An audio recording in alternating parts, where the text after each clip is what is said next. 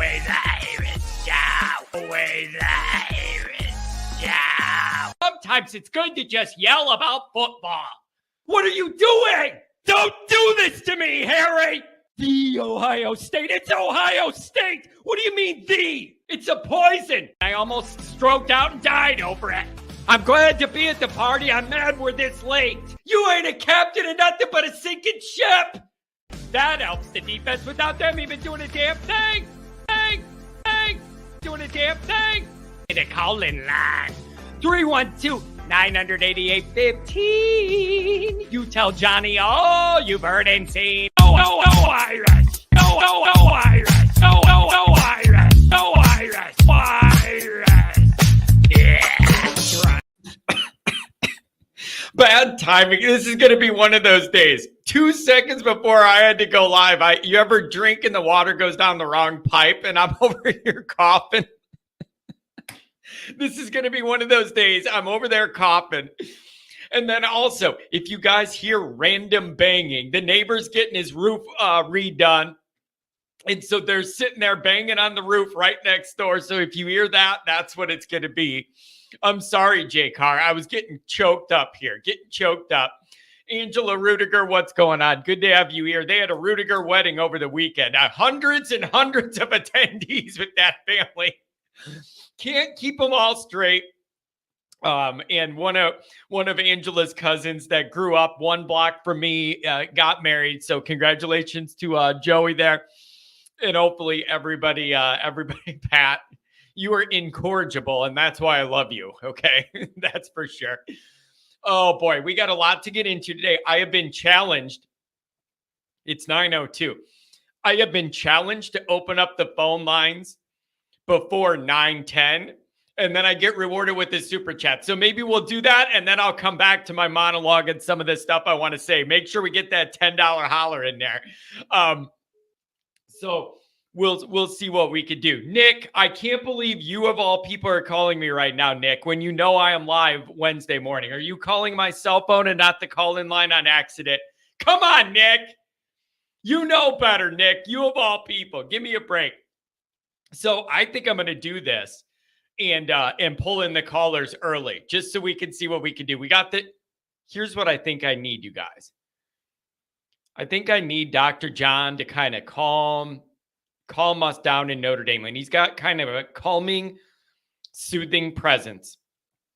And I'm feeling everybody's wound tight in Notre Dame land. I said it before. I'm saying it again. Everybody. And I mean the media. I mean the fans. It has not been a relaxing start to camp. Like, you want to have all that new season excitement, getting excited, everything's, what are we going to be? Hope springs eternal in the summer, all that stuff. I'm just telling you, it does not feel that way. I feel the media's wound tight, and I feel the fans are wound tight. And there's some justifiable reasons for that. And we need to get into some of them. And here's the other thing. So Pat brought this up. It's a good idea. I'm going to have to start doing it. If you have a point to make in the chat, negative about me or Freeman or whatever you want to do, feel free to make it.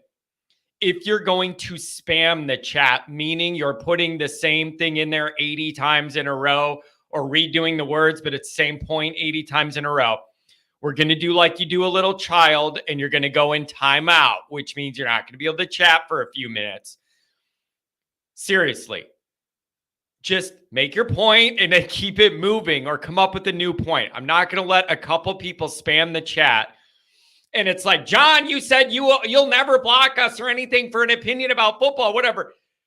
That isn't about me. It's about the other people that enjoy this show saying that they can't stand it when you put the same message 80 times and you bury the chat with it. Okay, so when you start ruining everybody else that's here with genuine intentions, viewing experience, that's a different consideration I have to make.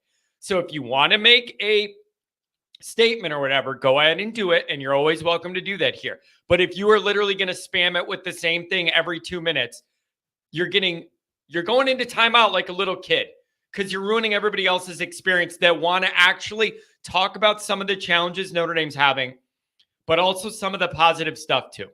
Okay, so I'm just asking, gosh, try and balance it out just for the sanity of everybody else that's here. You know how you know things are messed up? What Sly Fox is always an early contributor, and he's very clever with his stuff. You know how how things are messed up?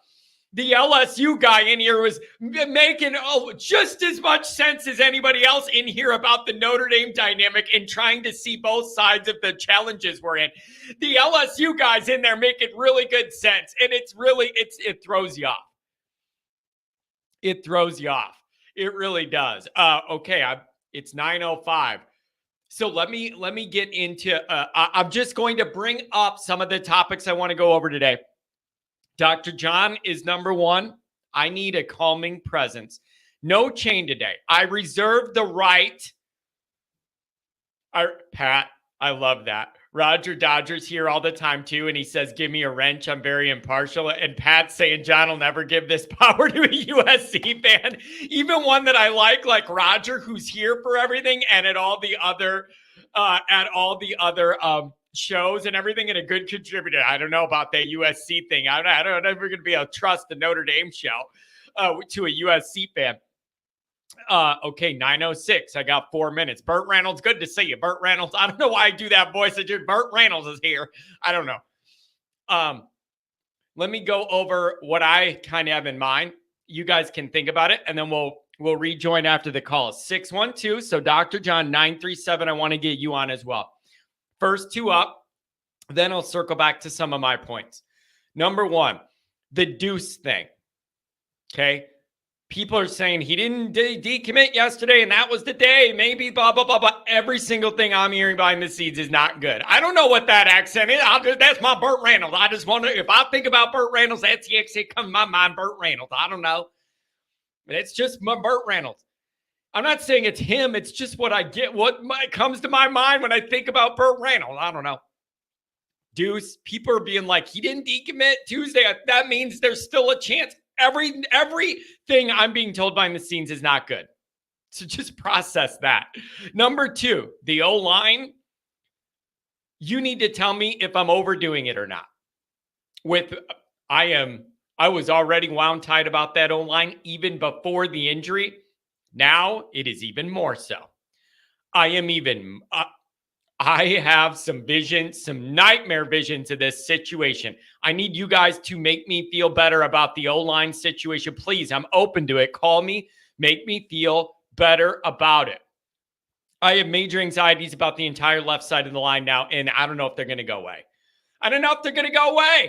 Number three, is anybody starting to think about the recruiting? 908.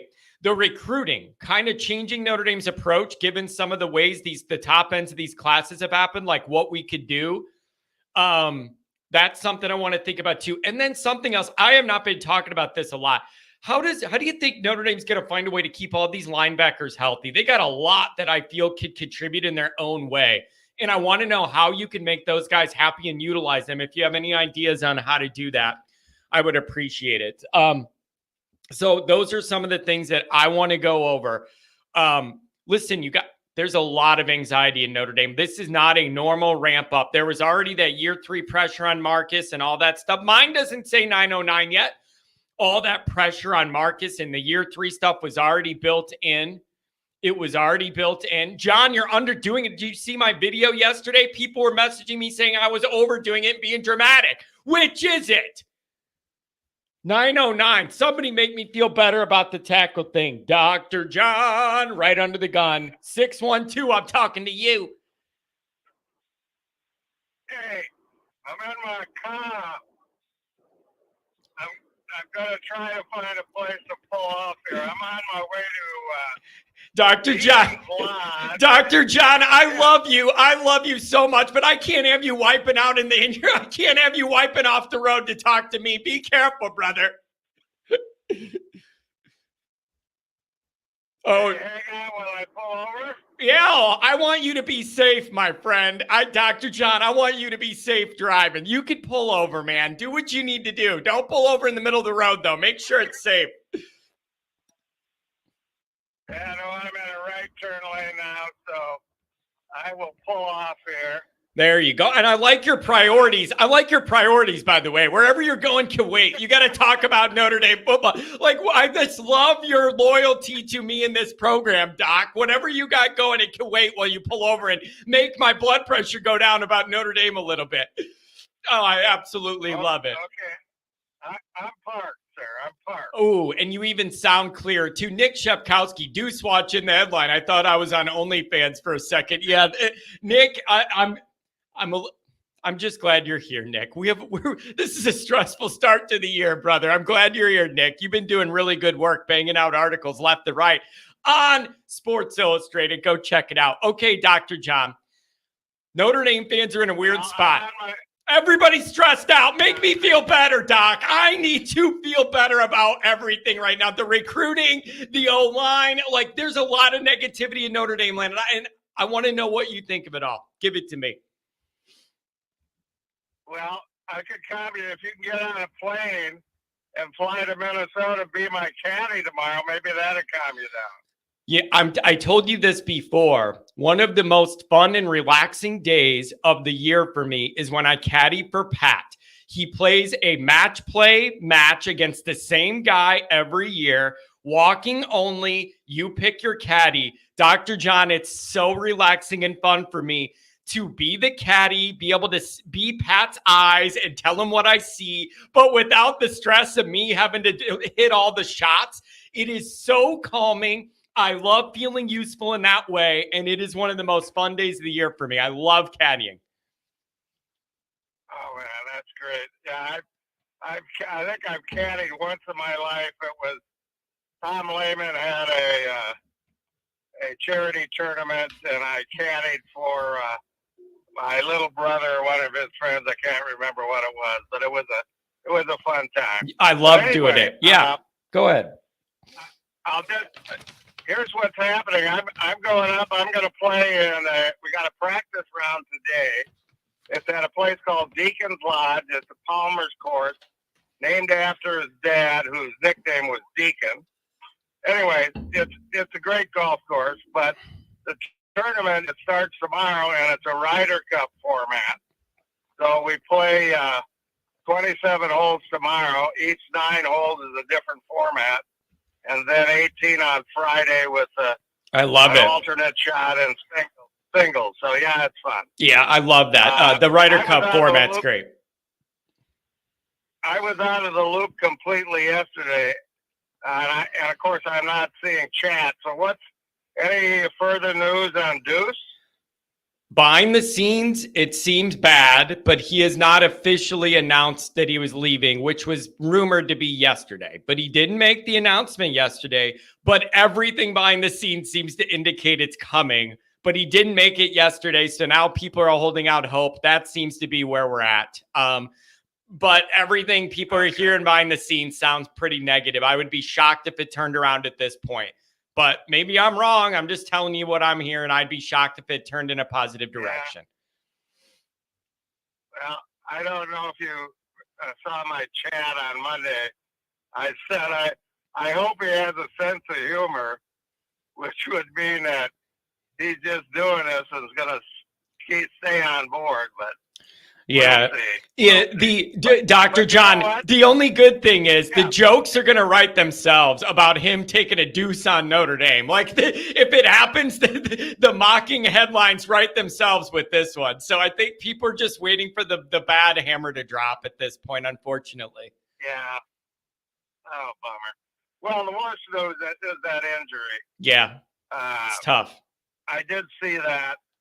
And it's a case where, these young kids are going to just have to step up and do the job. Well, what if they move?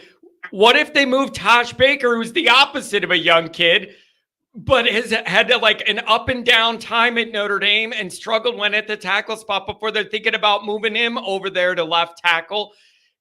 Dr. John, that's causing people anxiety. When he was about to lose the right tackle job, and then with an injury, they're going to move him to starting at the left tackle job. That doesn't instill a lot of confidence in Johnny boy. Oh man. Oh, I'll tell you, it's just you're gonna see what's gonna happen on the field on the 31st, and I'm still sticking. I think we're gonna beat them, and I think we're gonna beat them pretty good. So, yeah, man, that defense, I think our defense should have a good night, and you might have to rely on them while this offense finds its footing and settles in at the offensive line. Listen, I don't want to be negative on Tosh Baker. He's been a long time Notre Dame guy. I just kind of want, I don't know. I just kind of want him. I want him to succeed. I want him to have a good, run here at Notre Dame to round it out. And it's a lot of pressure if you're going to be the starting left tackle. I don't know. Well, I'm staring down a dirt road right now, and I'm starting to hear the theme from Deliverance, which has me a little worried. But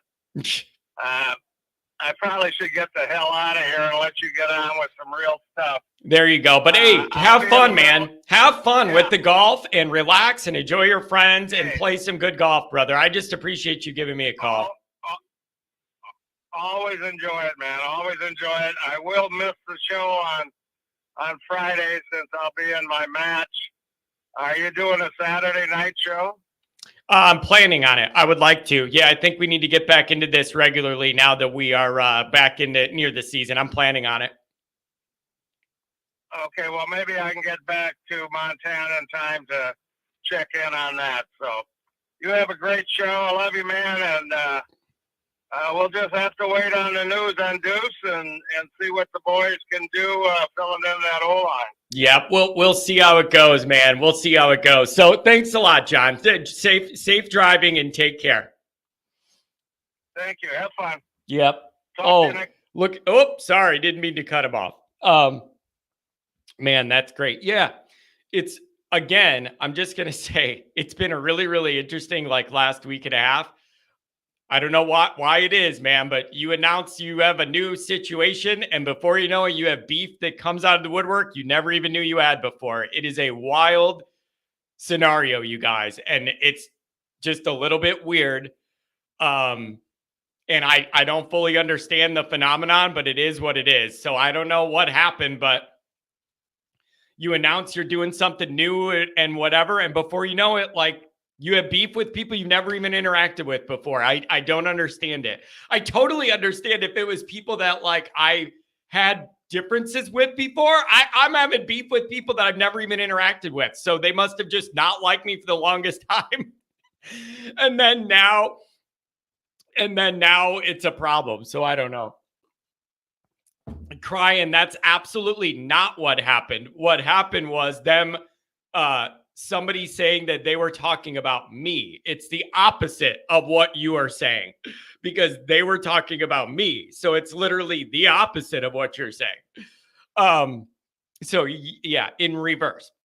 So I don't understand that phenomenon. It is what it is. Everybody tries to do a good job and everybody stays in their lane and does their own thing. That's all I want to do. I can't be more clear about this. I just want to be left alone. And I just do my own thing. And people that like it, watch and read it. And people that don't, go watch and read something else. I don't understand why that's so difficult. That's all I want to do. I don't want problems. I have no interest in engaging with any of these people. I want to just do my thing and mind my own business. I don't understand why that's too much to ask. I really don't. So whatever, man. Everybody just does their thing. V1 Rotate. Don't forget. 937-443 coming up. We are replacing Joe Alt. He was a once-in-a-lifetime generational talent, so we can't expect the next guy to just be plug and play. See, there's a huge range, you guys. It doesn't have to be plug and play and everything's perfect, but it needs to be good enough.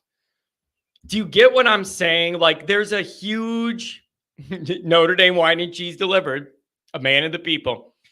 There's a huge range here, like a big spectrum. You don't need Joe Alt right away at Texas A&M. No, Joe Alt right away at Texas A&M. But what it can't be is a turnstile that risks Riley Leonard's season. Do you see what I mean? There's this big spectrum and a big range. You don't need him to be Joe Alt. But it can't be Riley Leonard's getting hit from behind on the blind side like the movie Lou Holtz was in every 2 snaps. There's a huge range of like what this could look like and be. I'm not expecting Joe Alt over there, but I am expecting that you just don't get Riley Leonard abused. So that's my biggest worry, because I think that is your biggest nightmare for the year, is that guy gets rolled up on an ankle or something early in the year, or gets a concussion because he gets hit from behind or whatever. You don't need Joe Alt. Nobody should expect Joe Alt. Nobody is expecting Joe Alt. You just can't go get your guy hurt. You just can't go get your guy hurt. You just can't do it. And so I need to understand like where I'm at with this. It's just, it's a safety issue. Literally, like not the position. It is a safety issue. I already was worried about Jagasaw over there. Not the most experienced. Like, I was already worried about that. And here's the other part too, man. Am I out of line for not being totally comfortable left guard either?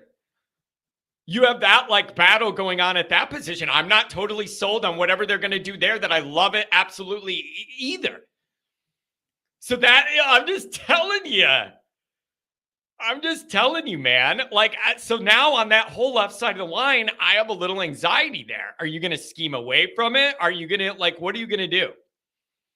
And again, I'm going to politely ask this with the chat. I'm going to politely ask this.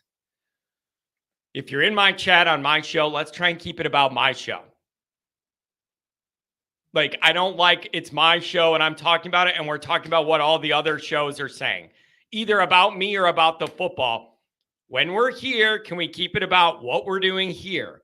Or you could reference other shows, say this or that, but can we keep the names of like all the people of the niche just out of this? It's just some of it's people trying to stir things up, wanting to trigger me to say something that you could go back and cause an issue with, and I'm not falling for that. But it's just, can we just keep it about what we're doing here or be vague about it? I don't like seeing all my competitors' names in my chat. That's pointless. Go watch their show if you want to watch their show. I don't care. Watch them both if you want to watch both. That's probably the best scenario.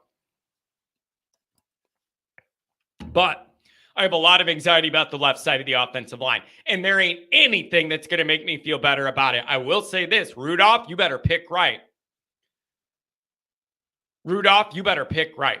That's what I'm going to say. Whatever you are going to do, you better pick right, because you cannot go to A&M and get your dude blown up on the blind side. You cannot do it. So whatever you're figuring out, whatever you're comfortable with, whatever you roll out there on that left side at those two positions, left tackle, left guard, don't get your guy hurt. Don't get your guy hurt. Okay? And so there is nothing that is going to make me feel better about it till I see it against A&M. And yes, that is the expectation that if you were in the press box, you don't cheer.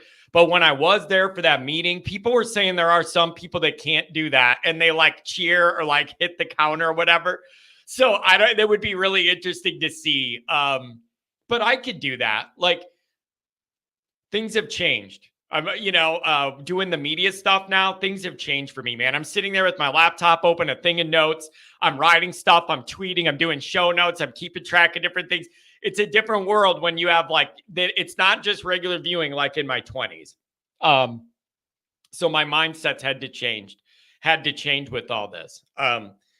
Adam with the $5 Baker Coogan left side will get Leonard in trouble, man.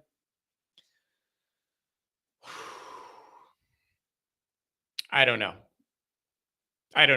It's the one thing it can't be. It's the one thing it can't be.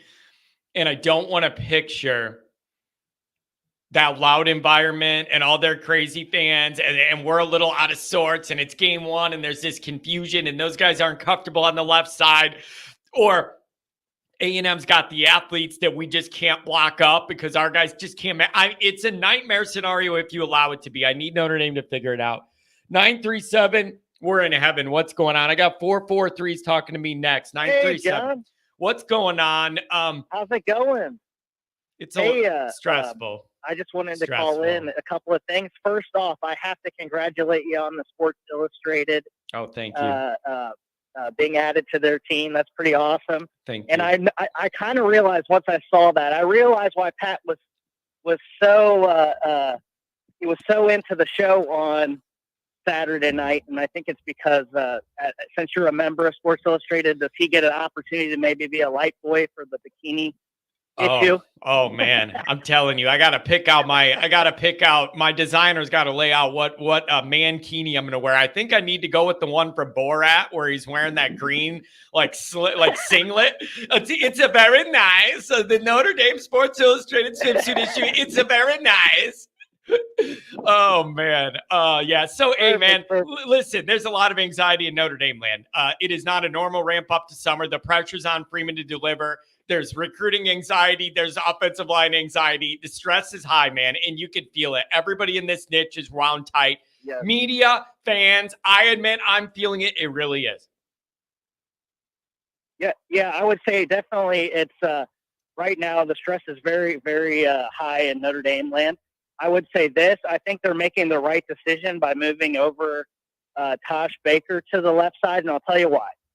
So I actually went to the high school that was kind of the arch rival of Wayne High School. That's where Marcus Freeman went. I went to Centerville, and I saw Lameel Wagner play football and basketball. I saw him play in person several times, and I'll say this: the guy, he is built a little bit different. He has a very slender body type, and so I'm thinking what they're doing is they're going to leave him on the right side because on a lot of their sets, a lot of teams like to have the tight end on the right side for help. And then on the left side, since Tosh Baker is 6'8", 320 pounds versus like 290, which is probably like 280 for Emil Wagner, that he'll be able to manage the left side. And if worse comes to worse, he can just hold. I think you'll have a problem if you put Wagner over there in bull rushes, and you don't want to have your left tackle being bull rushed because and him giving up a sack that way. That's the quickest way to him. You much rather have somebody really big on that side when you have these two different options because at least they have to go around him to get to the quarterback. Which will give the QB a little bit more time. And then also, like I said, you have the right side of the line. A lot of coaches like to put the tight end on the right side, especially on running down. So I think that will help Wagner. It'll help offset his size issues. So that's just a couple of quick thoughts for you. Yeah, that does make sense. It does. That totally makes sense. I think what's making people nervous is they've seen Baker at tackle before and it didn't go that well. And that's in people's eyes. Do you have the coordination and the quickness to make it work, even if you have the size? And we've kind of seen that go sideways on him in the past. And I think that's some of what you're dealing with, the anxiety there. And the argument is like, you don't want to make two positions unstable by making that big switch. I totally understand that. I just think there's a little previous go around with him at left tackle that's making people nervous. That's in people's minds. Right. I think you're right. And hey, I'm an Ohio State fan. If we lost our left tackle going into the season, our fan base would be freaking out. So, it's definitely, that would be an issue for most teams. So that's just not a Notre Dame. And you know what? Here's the other. Wait, tell me if I'm fair for this too. I get upset about the O-line U thing, and it's like, oh, we don't have any good options, and then I want to go, well, where's the O-line U stuff? You don't get to use that excuse if you want to be O-line U. You can't play both sides of it. But then people are saying, John, how rare is it that you lose both of your tackles of the NFL in the same year early? And that is a really good argument. Like, that's kind of good and bad timing. It's good timing that you had 2 tackles good enough to go to the league. And it's bad timing because then it makes you in a bad spot for the next year. I do understand that argument of like, you're kind of in this position because you did a good job with those guys that are in the league now. I get that. Right. Well, that happened to us last season. We had 2 brand new tackles, and our line was not as good. It just wasn't. So now this year they're going to be 2. Both guys are going to be second-year players, so the hopes are a lot higher. But just thinking about that for Notre Dame, that's I think the reason why they're pushing those guys to those sides. For Taj Baker, he's a bigger guy. It's going to take more time to get around him than through him. And if you put a Wagner on the right side, you can use the tight end for help if you need max protection blocking. So that's what I'm thinking. And you know what else? And then also, you know what else it makes me think of? You got Denbrock here, and it's going to be a chaotic game 1 situation going to Texas A&M, and then you have Denbrock, and then it makes me wonder, are you going to shade things to the right side of that line? Like, are you going to play this out and kind of see how it's going, and then kind of shoot some things over to the right side more where you feel a little more confident? Like, I'm wondering what that's going to look like. And I'm also wondering, like you said, about a little extra protection with like a blocking tight end or something over on that side to ensure you don't get Riley all rolled up on. These are all good questions. Right. Well, it'll be interesting too to see. Now, I know you have some better receivers this year, but if they come out with 2 tight ends, which that would be like a 12 set, or maybe that's a 13. I don't know the numbers, but a heavier set to see. It'll be interesting to see how they come out for that game. I'm not really sure how to feel about that game either. Join the to be club. Honest, I think it's really a toss-up. Dude, it is very here's the thing, man. Here's the issue. The moving thing in this is nobody's quite sure what they're going to get out of A&M. I think that's like the biggest, Notre Dame's defense is going to come to play and be pretty solid week in, week out. Like, everybody seems pretty confident in that.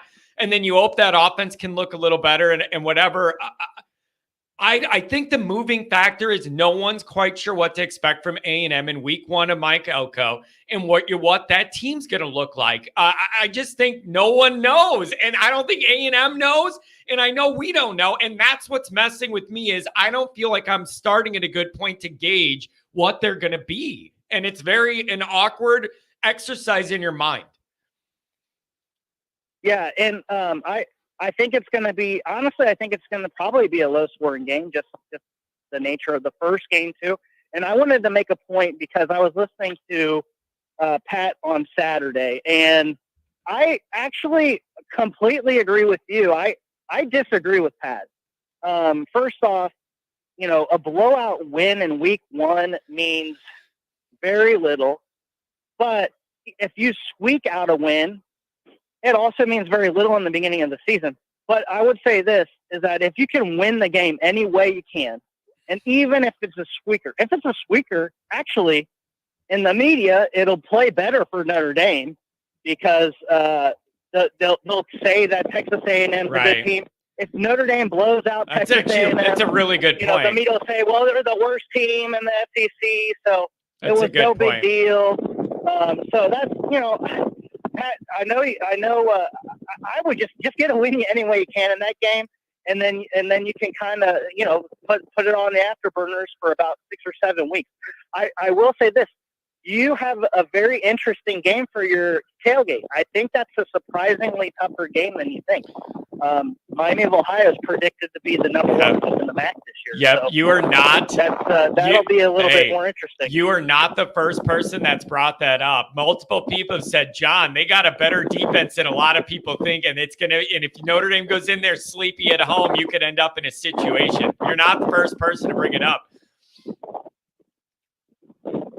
Yeah, I saw that, and then I was looking at Miami of Ohio, and because I have a couple of relatives that played with them, and back in the day, and they're projecting as far as MAC. I guess MAC the MAC press day, they were voted to win the match. So that could be an interesting game.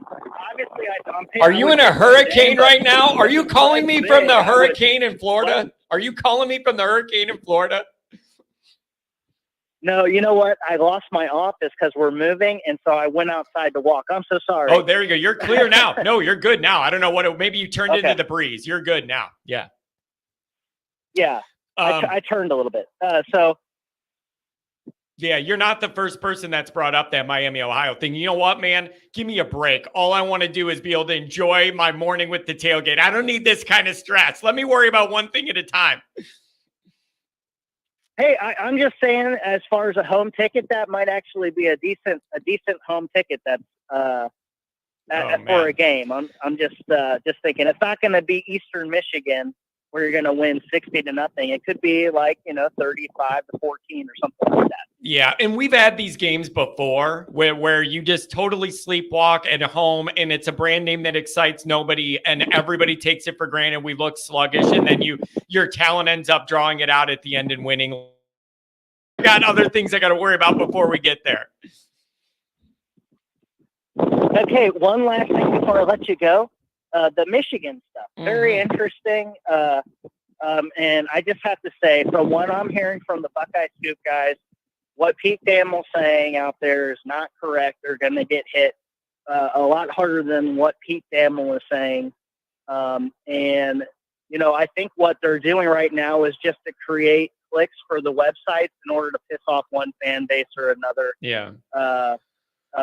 But, yeah, I think that's what's happening. So my guess is that I'm not sure about the national championship. That's actually done by the committee. It's not done by the NCAA. So the NCAA could say, well, they were ineligible for 6 games last year and give it to the committee, and the committee could do nothing. So I'm not really sure about that. I do think that they will lose their Big Ten titles at least from 2022 and 2021. Well, now wait a second. Now, wait a second. Now, wait, though. How can you remove their Big Ten title, but then say the playoff title's legit? How can you follow that logically? How does that make any sense? Well, I mentioned, I said 2021 and 2022.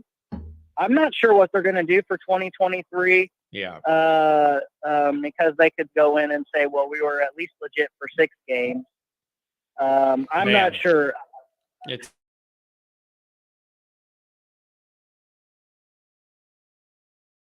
Hey, what do you make of the Blake Corum stuff? Does that have anything to the people are saying, oh, he was ineligible, blah, blah, blah, blah, blah. Blake Corum, what is that? That is a recent thing that's come up. What's the deal with that?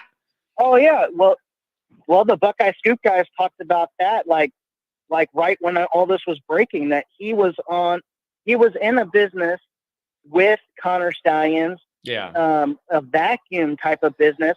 And then Corum comes out and says he doesn't know anything about it. And then it turns out his signature is on the corporation document. Oh yeah. It's bigger than people realize. And that's what I've been kind of saying for a long time. It's really crummy that we found this out last year when we had our worst team. It was our worst quarterback that we've had in 10 years. Man, what a mess this is. And then all the while, Harbaugh's out there in California. I knew nothing. I did nothing wrong. I stand by that, blah, blah, blah. Dude, give it a break, man. Nobody believes you. Come on. Well, we just got to get him drunk or something. We got to get him over to Urban Meyer's Pub and Grill and get him loose a little bit, and maybe we can catch him on camera. Get the truth out of it. And then let me ask you guys a question real quick from your side. I've been seeing on Twitter some anxiety about the quarterback position and how good it's going to be. Like, what do you make of this? That's what I've been seeing about you guys on Twitter is some people with a little anxiety about that quarterback spot. What are people not impressed with what they see in camp or what? No, this is what I'm hearing is that the guy we got from Kansas State seems to be better. He seems to really be picking up the offense. And he also busted 2 runs for like 60 or 70 yards in practice. I mean, our quarterbacks this year, John, are very similar. Riley Leonard, and then we have think his last name's Wilson for us. And our guy's 6'5", about 235 pounds, probably very similar to Riley. And they're both they both can throw it, but I know Riley is a runner. I think this guy's a runner. I know, and he played Texas a couple of years ago and had a 7-yard touchdown run. So this guy, now the passing I've heard isn't as good as C.J. Stroud or Justin Fields, but it's definitely better than what we've had last year. So if we have that, we have at least good of passing as last year with some mobility at quarterback, oh my gosh! So we'll be light years ahead of where we were offensively last year. Yeah. So, man, it's going to be interesting. And the whole Big Ten is going to be really interesting with the new teams in the mix and the new way everything's set up there. There's going to be a lot of intrigue to see how those teams matriculate and perform now in the Big Ten. Hey, man, thanks for stepping outside and giving a Notre Dame guy a call. I do appreciate you. Even though the chat gives you a hard time, I do appreciate you. Thank you. Oh, no problem. I love calling your show, and have a great day, John. Thanks a lot, buddy. Man, sometimes you just want to be, look, really, John, like, I'm sorry. Sometimes there's a couple of these Ohio State people that treat me really well on a personal level, reach out to me behind the scenes about stuff, support the show. Like, I'm sorry. I got to tell you, I just feel I got to be nice to those people. I don't. A lot of those people are a lot nicer than the own inside Notre Dame media is to themselves. I'm including myself in that. 443 and 720 coming up right after a couple of super chats. $10 hour. Day 1347675 of Ohio State fans begging for the NCAA because they can't beat Michigan on the field and single-handedly let them have the national championship. That is my argument, is that I'm blaming them because they were supposed to be the ultimate gatekeeper that always prevented if Michigan slipped through the year in playoff position. Now, last game of the year, it was always on Ohio State to shut it down and stop it from festering into anything bigger. And it didn't happen. Didn't happen. And you can only give them, you can answer what question? Answer the question, at least, John. What question? What question? This question? I don't know what you're asking. This question? If you expect OC Mike Denbrock offense to be low scoring week one, you absolutely don't know him. Every ND player says it's explosive. Michael, I believe it when I see it. I'll believe it when I see it. The last thing I'm going to just take is, you guys, I've been around Notre Dame a long time, living and dying with every article and every video and every news report. I have learned that you are not going, dude, John, I'm trying to do 4 things at once. I cannot monitor every single chat exactly in live time. Can you please write the question in again? Write it in again and I'll look for it. But I cannot do 5 things at once, all in real time. I'm not that smart. And also, I'm not here to dance for you on your timeline, whatever you want. Let me go back. I have it highlighted. Hold on. No, I am not going to answer this. I don't know yet. And I don't have to answer it yet. John, I take this very seriously. I have got to log predictions in the Sports Illustrated thing, and then they keep them going about how many you're right and wrong on. I'm not there yet. I'm not ready to give a score on this. I wasn't trying to be mean. I highlighted it. I'll come back to it. I can't think of 3 things at once. I'm not trying to wiggle out of this. I'm not trying to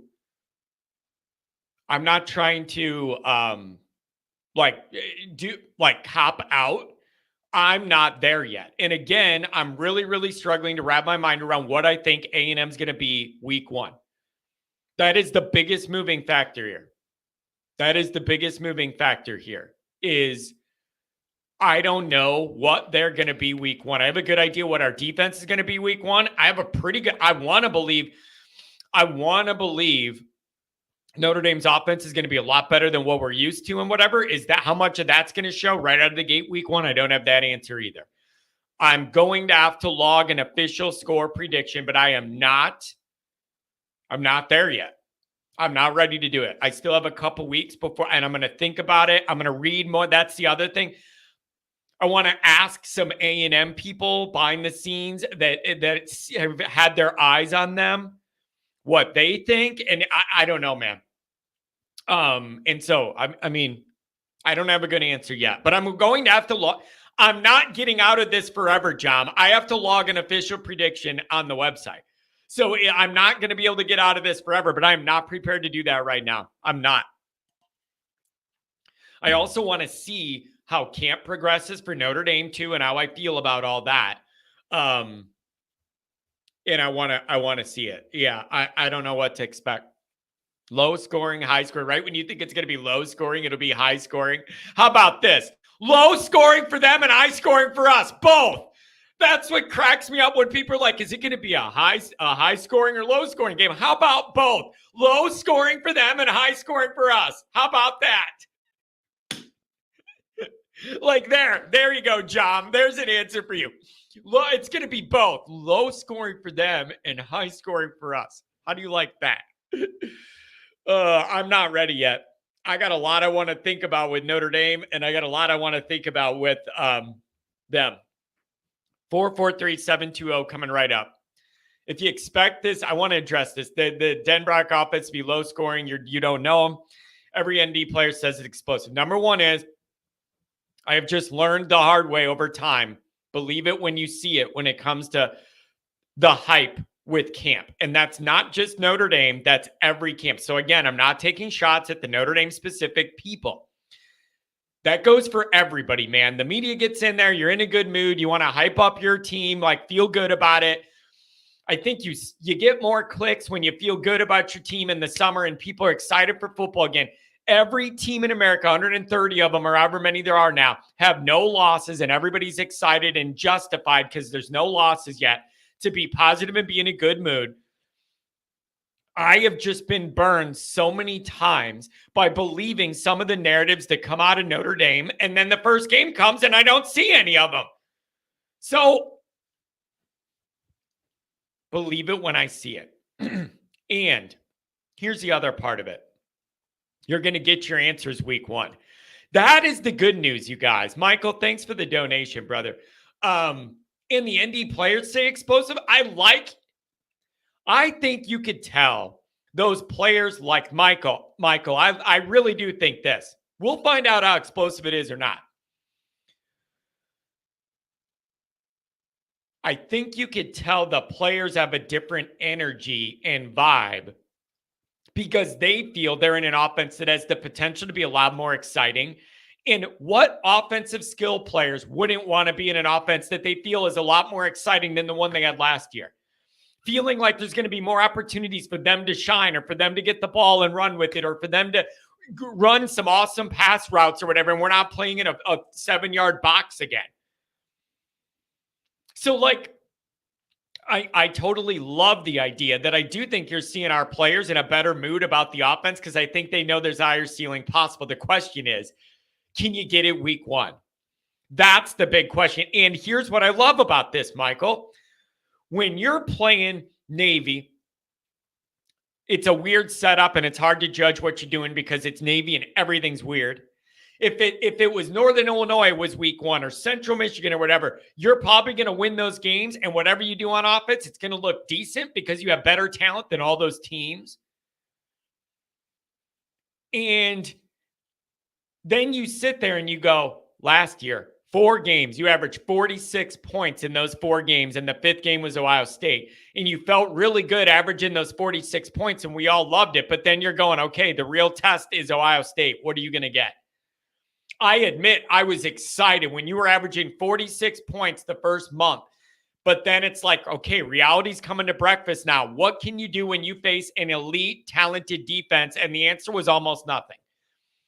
14 points is not enough to win a big game against a good team. The year before when you went to Ohio State, guess what? 10 points, not enough to win a big road game. You're outside of your brain if you think those are offensive performances that are going to win you those type of games. And I'll be darned if they didn't almost win it anyways last year. Almost. Almost. But you didn't, and no one could argue 14 points is just not enough to win a big ball game or a bowl game. 14 points ain't enough. But Michael, I do feel that those players are in a better mood. I think they knew Parker was struggling last year. Does anybody ever think of that? Like, we were talking about seeing Parker kind of visually struggle to put things together. The last 2 minutes of the half in the game, Gino was calling the plays because things were moving too quick for Parker to process. You don't think the players could feel that? Like, I'm sitting here in my basement. You don't think, and I see it and I feel it, you don't think Notre Dame's offensive players felt that they were being hamstrung and limited somewhat by what that situation was? But it's your coach. You can't do anything. You got to listen. It's a different situation now. And I think, yeah, the players would have to be frustrated. And so, I don't know. But Denbrock, you're going to have to scheme some stuff up, bro. You are going to have to scheme some stuff up. Let's go. I want to see it, man. I want to see. Denbrock doesn't. I'm going to say this, then I'll go back to the calls. This may be the biggest difference between what was going on last year and this year. And even a lot of the Kelly era, to be honest. I don't think Mike Denbrock's going to run this offense with fear. Do you understand what I mean, you guys? I don't think this offense is going to be operated and put together and ran with fear. And too many times lately, I have felt like Notre Dame's offense against decent teams, there was an inverse ratio. The lower level the opponent, it seemed like the more open and exciting the offense was. And maybe that's just because more plays work, so everything looks good when you're playing a lower opponent. But it felt like they were open to trying more and having a little more creativity and all that against the lower level teams. And then the higher the defensive talent level rose that we were playing, I felt like the less chances we took, the less creative we were. And the more the offense got sucked into right near the line of scrimmage and they were too scared to make a mistake or try anything or do anything. That is how I felt. The better the defense we played, the more bland our approach was. And that plays right into a good defense's hands because they know what's coming and they have the athletes to stop it. I don't think Denbrock's going to run this offense with fear. And I think that's a big difference. One more thing with Michael's chat here that I want to bring up. If you expect the offense to be low scoring week one, you don't know him. I think some of the question isn't about him, though, Michael. It's about the talent around the offense. Do you feel me? Like, if I'm worried that it won't be a high-scoring output from Notre Dame week one, it isn't because I don't trust Denbrock's vision. It's a matter of, can he get all the guys to make it work? Do you understand what I'm saying? Like,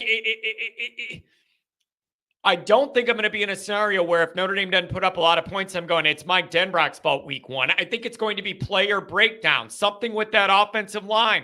Maybe Riley Leonard can't get the ball where he needs to get it or isn't having a good passing game because of the pressure from A&M or something.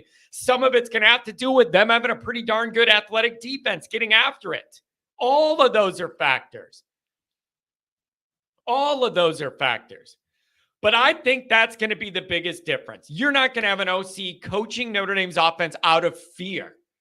He looks at it the other way. Let's open it up. Let's rip it. Let's rip the ball. You know what I read the other day? Back to the callers, I promise. I do kind of like that I went to them earlier today. It's a good blend rather than me doing my monologue. You guys got to understand, I was off for so long and there was so much going on. Monday, I had a lot to get off my chest. I apologize. Can't make everybody happy here. That's for sure. That's for damn sure. I believe I saw a tweet where Adam says the offense takes time. Well, that's a problem because you don't have time. You got to win week one. Like, that's where the rubber meets the road. This is the issue, you guys. Adam's totally right. The offense takes time. When you got new offensive line, you got new quarterback, you're going in a hostile environment against an athletic, fast defense. it's a little rough. Like the offense takes time. Yeah, no kidding. They're going to be a lot better offense in week 6 or 7. They should be a lot better offense preparing for Florida State than they're going to be for A&M. No doubt about it. But I need you to win week 1, baby. There's no way around it. You got to win week 1. Whether that offense looks good, great, good, great, in the middle, whatever it is. You got to win week 1. And it goes back to me and Pat's debate. When it comes to Notre Dame, this is the best way I could put it, you guys. Michael, thanks for your contribution and thank you for the super chat. I really do. I really do appreciate it. When it comes to Notre Dame football and where we're at right now, I have wants and I have needs. Okay. I've really been thinking about this a lot lately, especially since that heated debate. I have wants and I have needs with Notre Dame. What I want is Frank Leahy style, total domination. You win every game. You're just crushing people left and right, and nobody can match up. And it's a physicality and it's a mentality like Frank had rolling, where losing wasn't even in these guys. It wasn't even in the purview of the range of options was losing. It was how much are we going to dominate by was the bar. Not, do you all understand the difference between, oh my God, I hope we can win this big game, versus we're going to win the game. It's just a matter of how much by. You got to build to get there. That's my point. You got to learn how to win these big games and do all that and build your way to that domination. It does not happen overnight. You have to change your physicality. You got to change your mindset. And then you need to go win some of these games by a little or by however much. You just got to win a couple of them for that winning to start settling in and that to become your new routine, okay? So I have wants and I have needs. I want that domination Pat wants, but my need, my more immediate need is just getting a win down there. And I see a lot of people saying, A&M's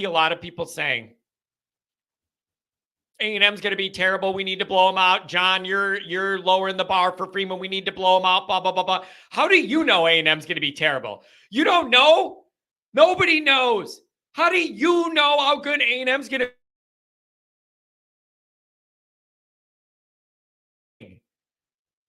They may be bad. And if they are, that's fine with me because Notre Dame will win. But I don't think anybody knows that for sure. So I'm a little, they got some athletes, you guys. They got some athletes. This is not like a lower level roster that doesn't have talent. And you know what it's like going to their place. I'm just saying I'm not quite sure why people are so certain it's just going to be this easy stomp in the park. $5 holler from James. Good to hear from you. Are we going to sell out the Northern game? There's $58 tickets online. I don't know. Maybe you could get a lot of Northern Illinois graduates in the Chicago area to come over. But you got to admit, it ain't exactly a home slate that lights the world on fire, right? I mean, what do you got? Annoying Louisville and Florida State.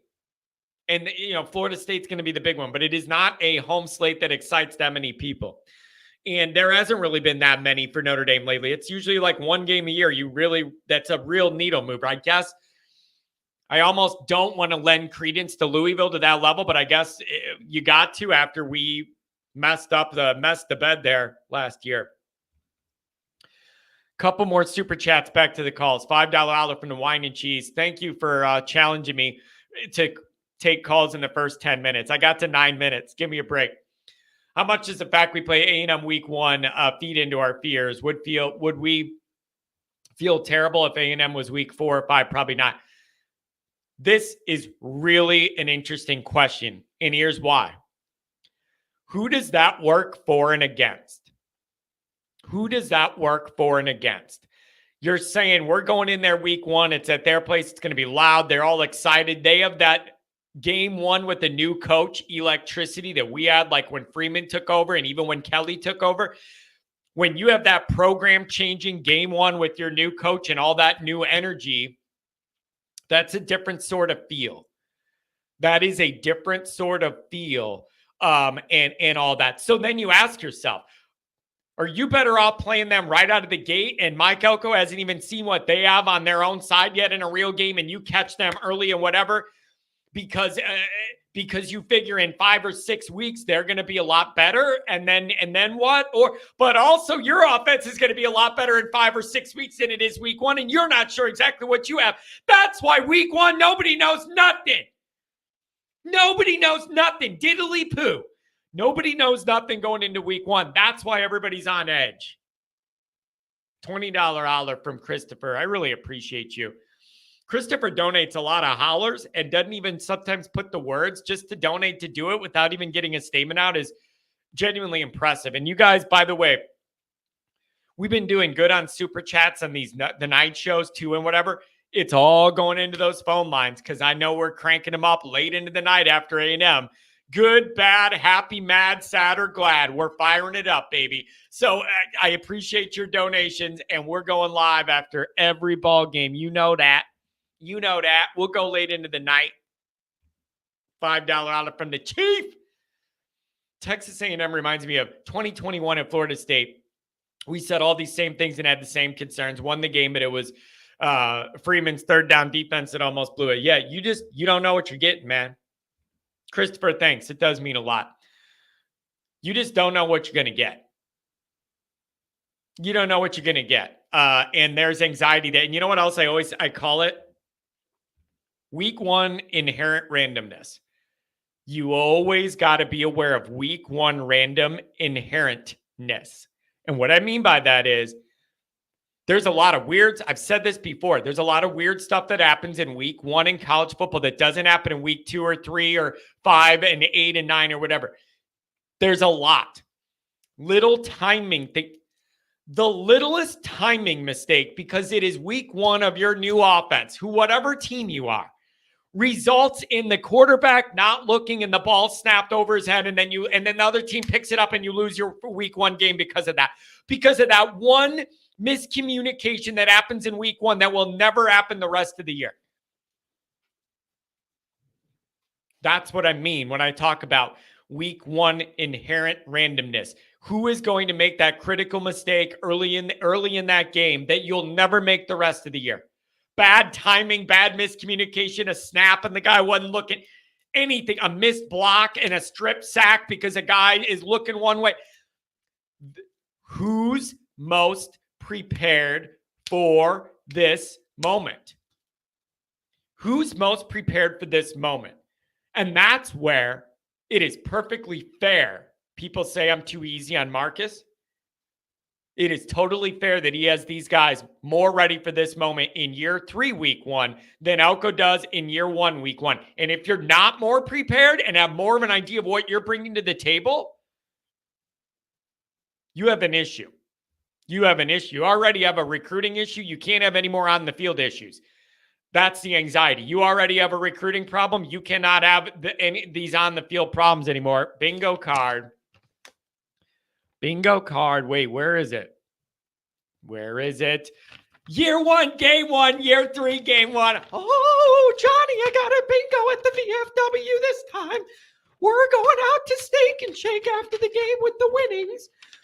I'm telling you, this bingo card is genius. And then you know what's funny about the bingo card, you guys? And then I'm going to the callers. Hang with me. I love you guys. I'm sorry. You know what's funny about 670 The Score, the AM, one of the AM sports stations in Chicago.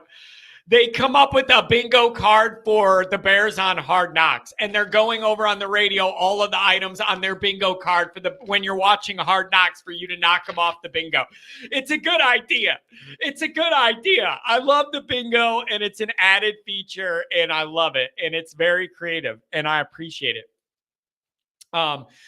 Jay Carr, I love this. John uses the excess super chats to get himself a Hugh Freeze pound. Actually, hold on a second.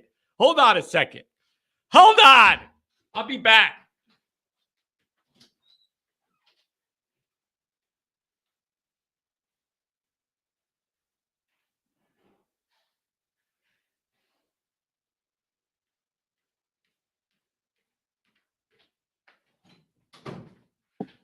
Look at this. I do have a second phone.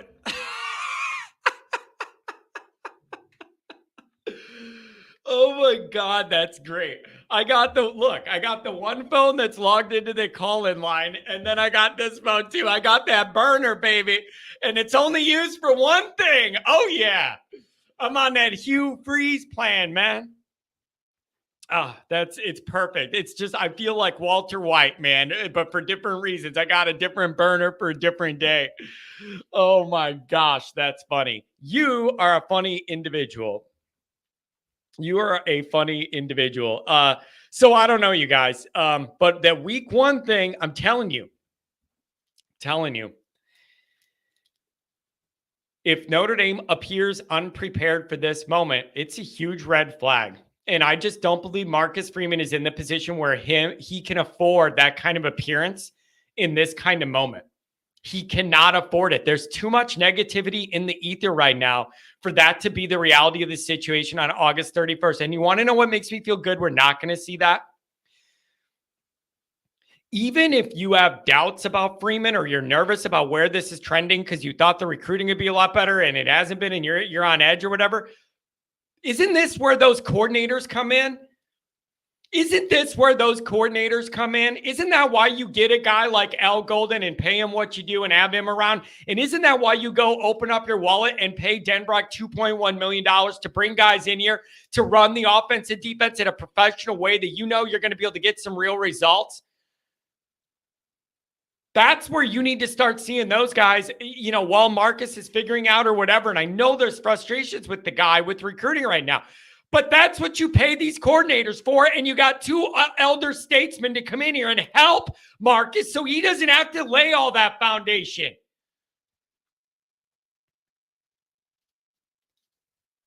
And listen, I totally understand and I feel the frustration of like Marcus 10-man and what that moment was and all. I totally understand. I lose sleep over that moment still. You guys, I lose sleep over that moment because I knew that's something you don't just shake off. That follows you around. You almost need to win a title for that one to go away. Right when that happened, I knew this is not just one loss. This is something you wear almost until you win a title. Like, that's how big of a moment and a mistake that was. And it's not ideal. Brian New York says, maybe it is in New York. I don't know, in New NY, to cover for the head coach. Let's see. To cover, this is interesting too. And then I'm going to the calls. To cover for the HC, to be honest, it's backward. I understand what you're saying, but it's kind of like, isn't that an argument to like not having great coordinators then? Because you don't need them because the head coach can just do everything and then you don't need them. So you shouldn't go get great coordinators that can hold their own. There's a give and a take here. I understand what you're saying. Like, isn't that messed up if you're kind of saying you trust the coordinators more than the head coach or whatever? Like, that seems backwards to you. But is it also kind of not the situation we're in where Al Golden and Mike Denbrock have way more experience and have been through all this a lot more than Marcus? And there's nothing wrong with leaning on their experience to help Marcus grow. And I just, that's why those guys are here. You got to lean into that, not away from it. This is exactly why this is why you bring Mike Denbrock in after the year he had at LSU or whatever to draw up an offense that can move up and down the field and against an SEC defense at night at their place. That's why you bring Mike Denbrock here. 2.1 million bones, bro. 2.1 million bones.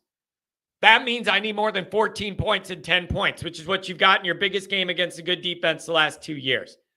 Come on now. I need Denbrock to deliver me more than that. Nikki Dean loves to be heard and seen. $5 holler. You said it, John. Win on the field and it cures all ails. There is no substitute for winning. Winning cures a lot of things. Winning calms the rocky seas. Winning solves a lot of problems in the world of college football. Anyway it looks, winning solves a lot of problems in college football. It just calms the seas. It's the tide that rises all ships. People are wound tight. in a unique way, talking fans and media. I feel it all over this niche. A lot of times some of the media try and like play it cool. Like I'm too cool to get nervous like the fans or get worked up or whatever. I'm telling you, I genuinely feel like there's a lot of anxiety you could feel coming through from the fans and the media. It's a different kind of summer. 443, you're talking to me. Thanks for your patience. 917, you're coming up after that. 443, what's going on? Good morning. Hey, John, how you doing, man? It's good to talk to you. Good show. Although I called you 2 Saturdays ago, and you know what I said my number one fear this season was the offensive line. So how do you think I'm feeling today? Man, I'm telling you, So, it was already an anxiety-provoking situation, and now it's kind of ramped up a little bit. Okay, so if we're gonna go there, what do you think they should do with that position? What do you feel about the plan? What do you want it to be? Like, what do you feel about that whole left side, the Coogan Spindler thing at guard, and then left tackle? What do you make of all this, man? well, my number one concern right now, I first let me say the positive about Tosh Baker. We're blessed he's still here, and we have this option to go. Because for years I thought he would have been the one out. So kudos for him for staying and trying to fight his way into the lineup. I think we wouldn't be talking about it. I think that's a really, really the easy way out. You know what, man? It's a really, really fair way to start this discussion. I'm with you. That is a very, very fair way to start the discussion. He stuck with it, could have transferred and been an easy starter somewhere else, like before his time. He could have chose to do that and didn't, and credit to him. Good point. Now, while I'm saying I'm blessed and I have seen some improvement, this is the same guy I called you after the spring game 2 years ago and said he looked like Tarzan, played like Jane. So, he's the perfect size tackle for if you drew a tackle, you draw somebody like Tosh Baker. Let me give you that. But we saw him 2 years ago, and everyone's like, he's not Joel. No kidding, because 2 years in, a freshman that was 18-year-old was way better than him, and it was extremely noticeable. And the reason why is they're saying it gets a long time to get around him. No, it didn't. Last time I saw him play, he didn't even touch the end before he sacked our quarterback. So I'm hoping he's made a lot of improvement. I personally would have felt better if he was put to the right side because the last time I saw him, I know he played left side, but you say he played left side, but I didn't see him touch anyone on the left side when he played. I mean, I'm happy he's still here because he's a better option than anyone else we have. But he's not the ideal situation at left tackle. Now, people say Wagner's undersized. Well, I've seen a lot of undersized, tall tackles that were leaner do a good job at Ohio State and, God forbid, USC, like with the tackles. How do you measure undersized but more athletic and with better footwork? Like, how do you balance out literal size, but with being undersized, but quicker and with better feet and that kind of like agility? I don't know how to weigh those factors as an O-line guy. I don't know how you do that. Well, I would have to say this. It's no offense to Tosh Baker. I'm happy we have him, and it's a better option than pretty much anyone else on our roster right now. But if you watched him play, he was slow off the ball. His step back wasn't very good. His first power step back to lock in was not very good. A lot of time with his oversized body, he is overextending and get out of position where he's off balance.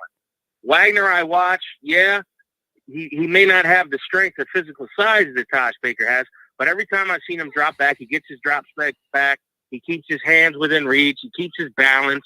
Yeah, he might struggle with the power rusher, but I'd rather have that than a guy I'm concerned has concrete feet. No offense. Yeah. Tosh Baker's the best we got right now, but Go back and watch the game. I saw Jordan Botelho, who hasn't contributed a lot of sacks. I like Jordan Botelho, run right through him with no problem.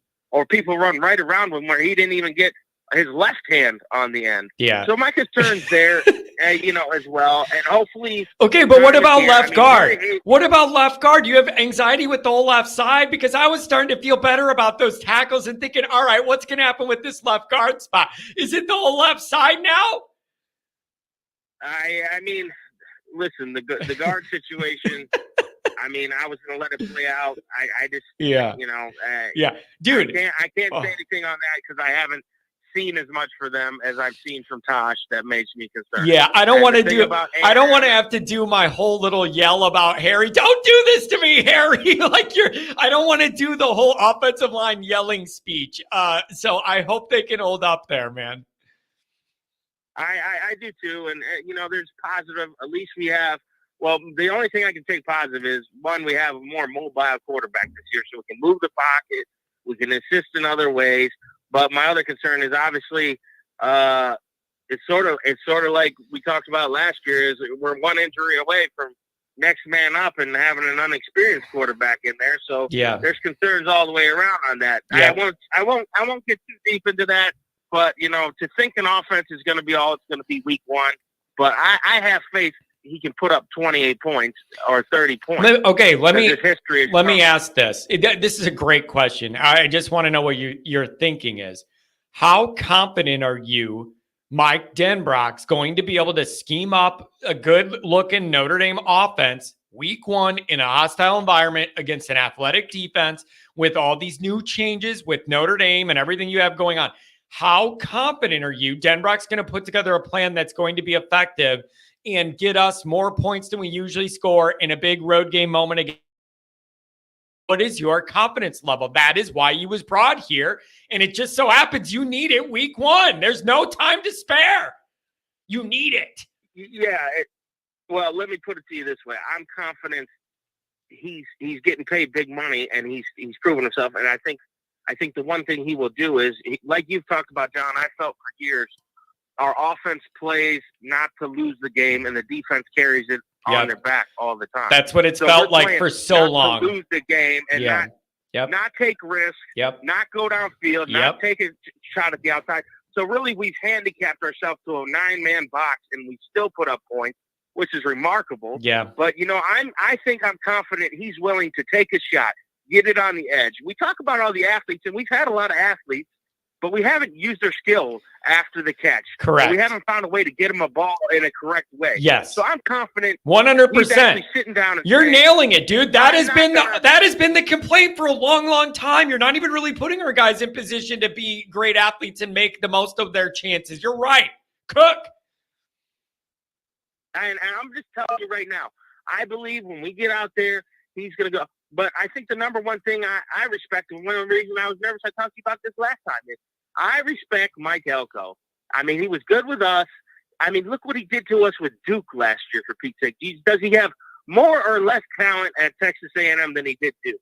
I would say he's got way more talent at Texas A&M. The guy can scheme it up just as good as anyone we have. So, and we all like Mike Elko when he was here. Yep. So let's be honest. Wait a second. Whoa. Wait, hold on. We got to bring out the bingo card. A lot of respect for Mike Elko. We're getting closer to a bingo here on the morning show. Good job, buddy. I hope you got your dabber with you. I don't. I'm just sitting in the hot car with the car off trying to talk to you. So anyway, another thing is I respect him, but, everything's up in the air, and we're still waiting to see. I see a lot of talent. I think I've seen a lot of talent on the defense, and you can say hasn't done a great job of recruiting. I've seen more athleticism on the defense than we've had in a long time. We may not have the D linemen, but I'm pretty confident with the D linemen we got. It's just, we're young and inexperienced, but for my whole life it was like we don't have the secondary. I mean, this is the second year in a row I'm coming in not worried about our secondary. It's a really good. If you're you're in my age range, I'll be 40 in October. My age range, all I can remember in my brain is bad Notre Dame secondary play my entire life till the last few years. Like literally at pushing 40, all through my 20s, all through everything, that secondary ruined any chance we had to do anything. It was awful. Well, I'm 39 in November, so we're pretty much the same age range on that. It's just like, but I have more confidence in this. And this is what I'm going to say. Everyone's freaking about recruiting, and I have been too, but I've had to sit down and realize, what have we produced on the offensive side of the ball besides linemen, tight ends, and mid-round draft pick running backs? What have we produced? We produced tight ends and tackles. So, the Deuce situation, here's what I'm going to say. It's early. People are like, well, Auburn don't have receivers either, but they still have a closer comparison to Deuce Knight than we do. If we go for pro quarterbacks, we got to go back to Jimmy Clausen and Brady Quinn. They have to go back to Cam Newton, who was an NFL MVP and kind of fits his play style. Do I think he's going to sign with Auburn? Maybe he will. But the other thing we're not talking about, the SEC can't let these top-notch prospects get out of there. Yeah. So they're going to fight tooth and nail. This is what I would respect about the SEC.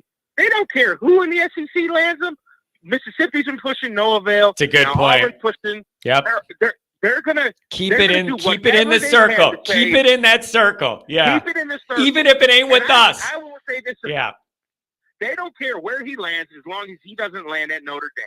So imagine the South that is psychotic about football, and I hate their guts. Let me just be honest. At least their teams, and it's hard to like anyone down there. But I will respect the fact they will batten off the Northern team until he chooses a darn Southern SEC team. Don't tell me that's not true. So I don't blame the kid for having problems or whatever, and he was committed and he's done his part. But the receivers he pushed for us didn't land there. Okay, so he had been recruiting for us, correct? According to the reports I had, he had been recruiting the receivers with us and talking to kids. Yeah. Even Meadows that committed to LSU. Yeah, up until he wasn't. It's not over yet. Up until he wasn't.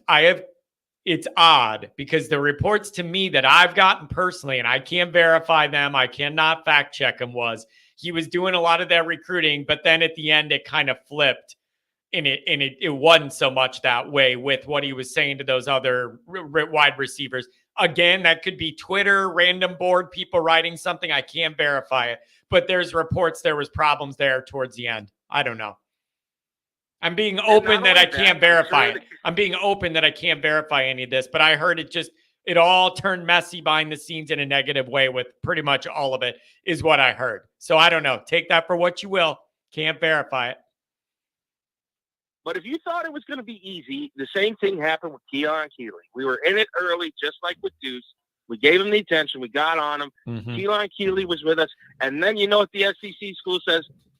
This is my opinion. This is all theory, but the SEC school says, we'll be darned if we let him get out of the South. Yeah. Let me be honest. They'll drop a Brinks truck. They'll do anything to keep their kids in the South because what they're known for, and no one, you can look at the roster. They steal kids from the North all the time in the SEC. Okay, they've done it. Even USC, when they were good, the scumbag University of California, they were stealing kids from Michigan, Ohio, and all across the country. So they can't afford for one of their top prospects to leave the heart of the South and go north and make it visible that that's a possibility. Let's just be real. Yeah. So Marcus Freeman's still in the fight, but we as Notre Dame fans don't want to sit down because I'm a psychotic Notre Dame fan and say like, well, I don't get why you wouldn't want to wear the gold helmet. Well, if I'm a legit quarterback, what have you done lately to show me you're going to make me better to the draft? It's what unfortunate. As a receiver have you shown me have going to make me better for the draft? No, running backs? Okay. Now wait. Here's what's frustrating about that, though. You are right when you ask those questions and they have some uncomfortable answers from Notre Dame's behalf. But what's frustrating to me is those questions existed when he committed and all these months. It's not like those are new scenarios in the last week. That's why it's frustrating, because if you were turned off by all that stuff, I would have rather known it 6 months ago than 6 days ago. That's my problem. Is you're right about having those concerns as an elite guy, but they're not new concerns. Why did it just pop up now? That's the frustrating part, bro. That's the frustrating part. John, you're a smart man. The season starts. The season's getting close to starting, right, John? Yeah. These things always start happening close to the season. Mm-hmm. Where can Marcus Freeman not go during the season where he usually goes? He recruits hard, but all these problems start happening when we get to the season closer. Yeah. And you know why? They're not hundreds of plane flight away. They're a couple car hour drives away, okay? And they can do that almost every day if they wanted to, okay? If I'm not mistaken. So the distance is one thing. And then the pressure starts building up. Sometimes you forget we're getting on these kids early so we have a chance. Keelan Keeley was not a highly ranked prospect when we got on him. He became that. Yeah. And then once he got the ideas of the stars, all of a sudden here comes Bama. Here comes Auburn. Here comes Miami. Let me ask this. In a plethora of options. Let me ask you this. This is on my list of things to talk about we're probably not going to get to. Here's the question. Where does Notre Dame pivot to at quarterback? I haven't even really considered that because we're all so miserable. If this goes through as planned and rumored and Deuce leaves, what do you do next? Where do you go then? I don't even have that answer. And I don't know if what Notre Dame has, if they're working things behind the scenes. I'm just wondering, where do you go if this does happen with that spot? And I know nobody's ready to want to think about that yet. Well, I'm not ready to think about that either because I stay in the fight until he signs the letter. Too many times people are like, oh, he doesn't want to be with us, quit. They're just like the kid from Michigan we lost, the cornerback from Michigan. Hey, last year you talked about Michigan having a JV schedule all year. Am I correct? Yes. Am I correct? Yeah, they played one game all year. They played one game all year. Yeah. Yes. Well, they have 5 or 6 legitimate games this year that are tough games. They really do. Oregon. They really do. Yeah, it's a real schedule. That is a real schedule. I will give them, not giving them credit because they didn't plan it, but I'll give them credit for lining up that way. It is going to be, if they're good this year, it's going to be a legitimate, that's a grind. They got a tough schedule. And okay, he flipped to Michigan in the summer. Okay, whoopsie-doo. You know what they can't change? Harbaugh's not there. Let them start dropping some of those big games. If they drop some of those big games and we win ours, well, isn't the cornerback going to look like, well, this seems like it's going up? And he's a Harbaugh staffer, but is he going to get this back to where it needs? And with the cheating allegations, you know what? We'll see. Yeah. But I mean, let me be honest. Even if they take away the wins, Michigan still will be a national champion. Unfortunately, as much as it hurts my soul to say that, they will be because look at the Astros. Did they take away the champion from the Astros?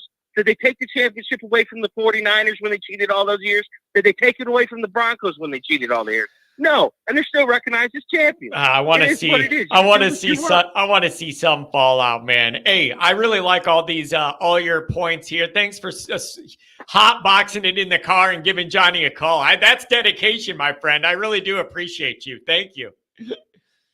Well, thank you, buddy. My name's Chase, by the way. I've never told your name. I've talked to you probably 20 or 30 times, but it's a pleasure meeting you, John. And talking to you, I love the show. 24 calls, 24 calls to be exact, and a crystal clear phone line. So call me back again. Thanks, brother. Yeah, have a blessed one, brother. Take care. Bye. 917-224. Next couple up. $5 olive from Mikey. Shout out to my fiance on her birthday today. Can't wait to celebrate our engagement anniversary at the Always Irish Tailgate. I'm going to tell you what. She is very pleasant to be around. I had the pleasure of meeting these guys at the tailgate last year, and we had a lot of fun. I don't know what your plan's going to be, Mikey, but I did say I'm getting that house the whole weekend. So I'm going to have the house Friday leading into the tailgate Saturday. Open house Friday night. Johnny's hosting. I'm going to have pizza. I'm going to have drinks. We're going to have food. We're going to have fun. We're going to have music. Maybe John cuts a rug in the living room. Who knows what we're going to do? It's going to be a party. It's going to be a party, and you're all invited. I want everybody to swing by. If you're in town that Friday, swing by. You know Johnny, he's a man of the people. He's a man of the people. 917, take me to Evan. What's going on? Good morning. Hi, John. It's Pat from West Palm. What's going on, man? Man, some things have kind of changed since the last time we spoke. It looks like it was early mid-July. A lot of things have shifted in the Notre Dame landscape, and I'm almost borderline afraid to ask what you think of it, to be honest. No. This is going to be a good call. I mean, I don't get all the fretting over Tosh Baker. I mean, it's last December.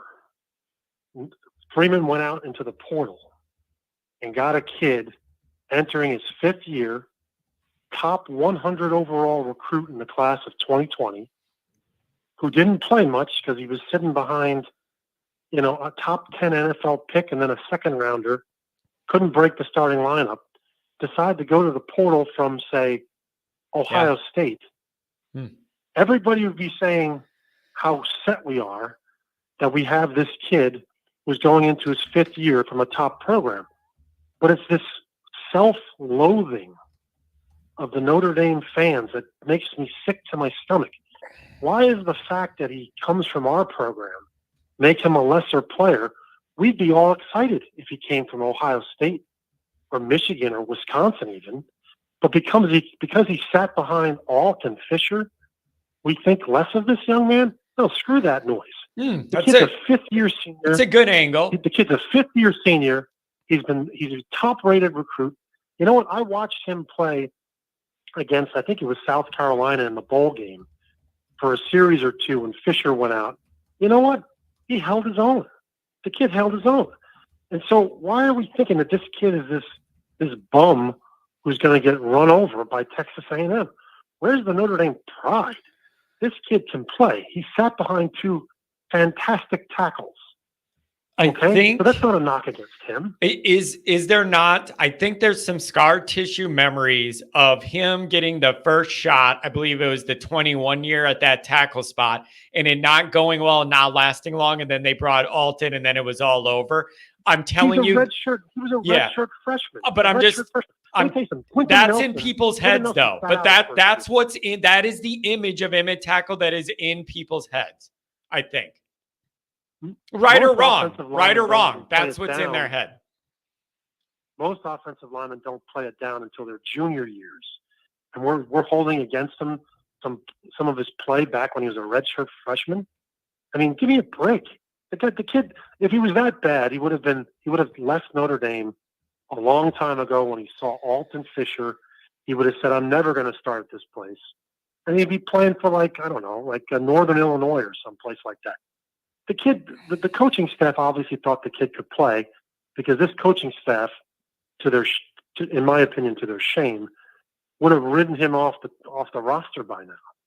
He can play. I don't know why we're fretting. And look, we may lose Texas A&M, and I've said before I'm very concerned about Elko, but it's not going to be because of a fifth-year senior offensive tackle.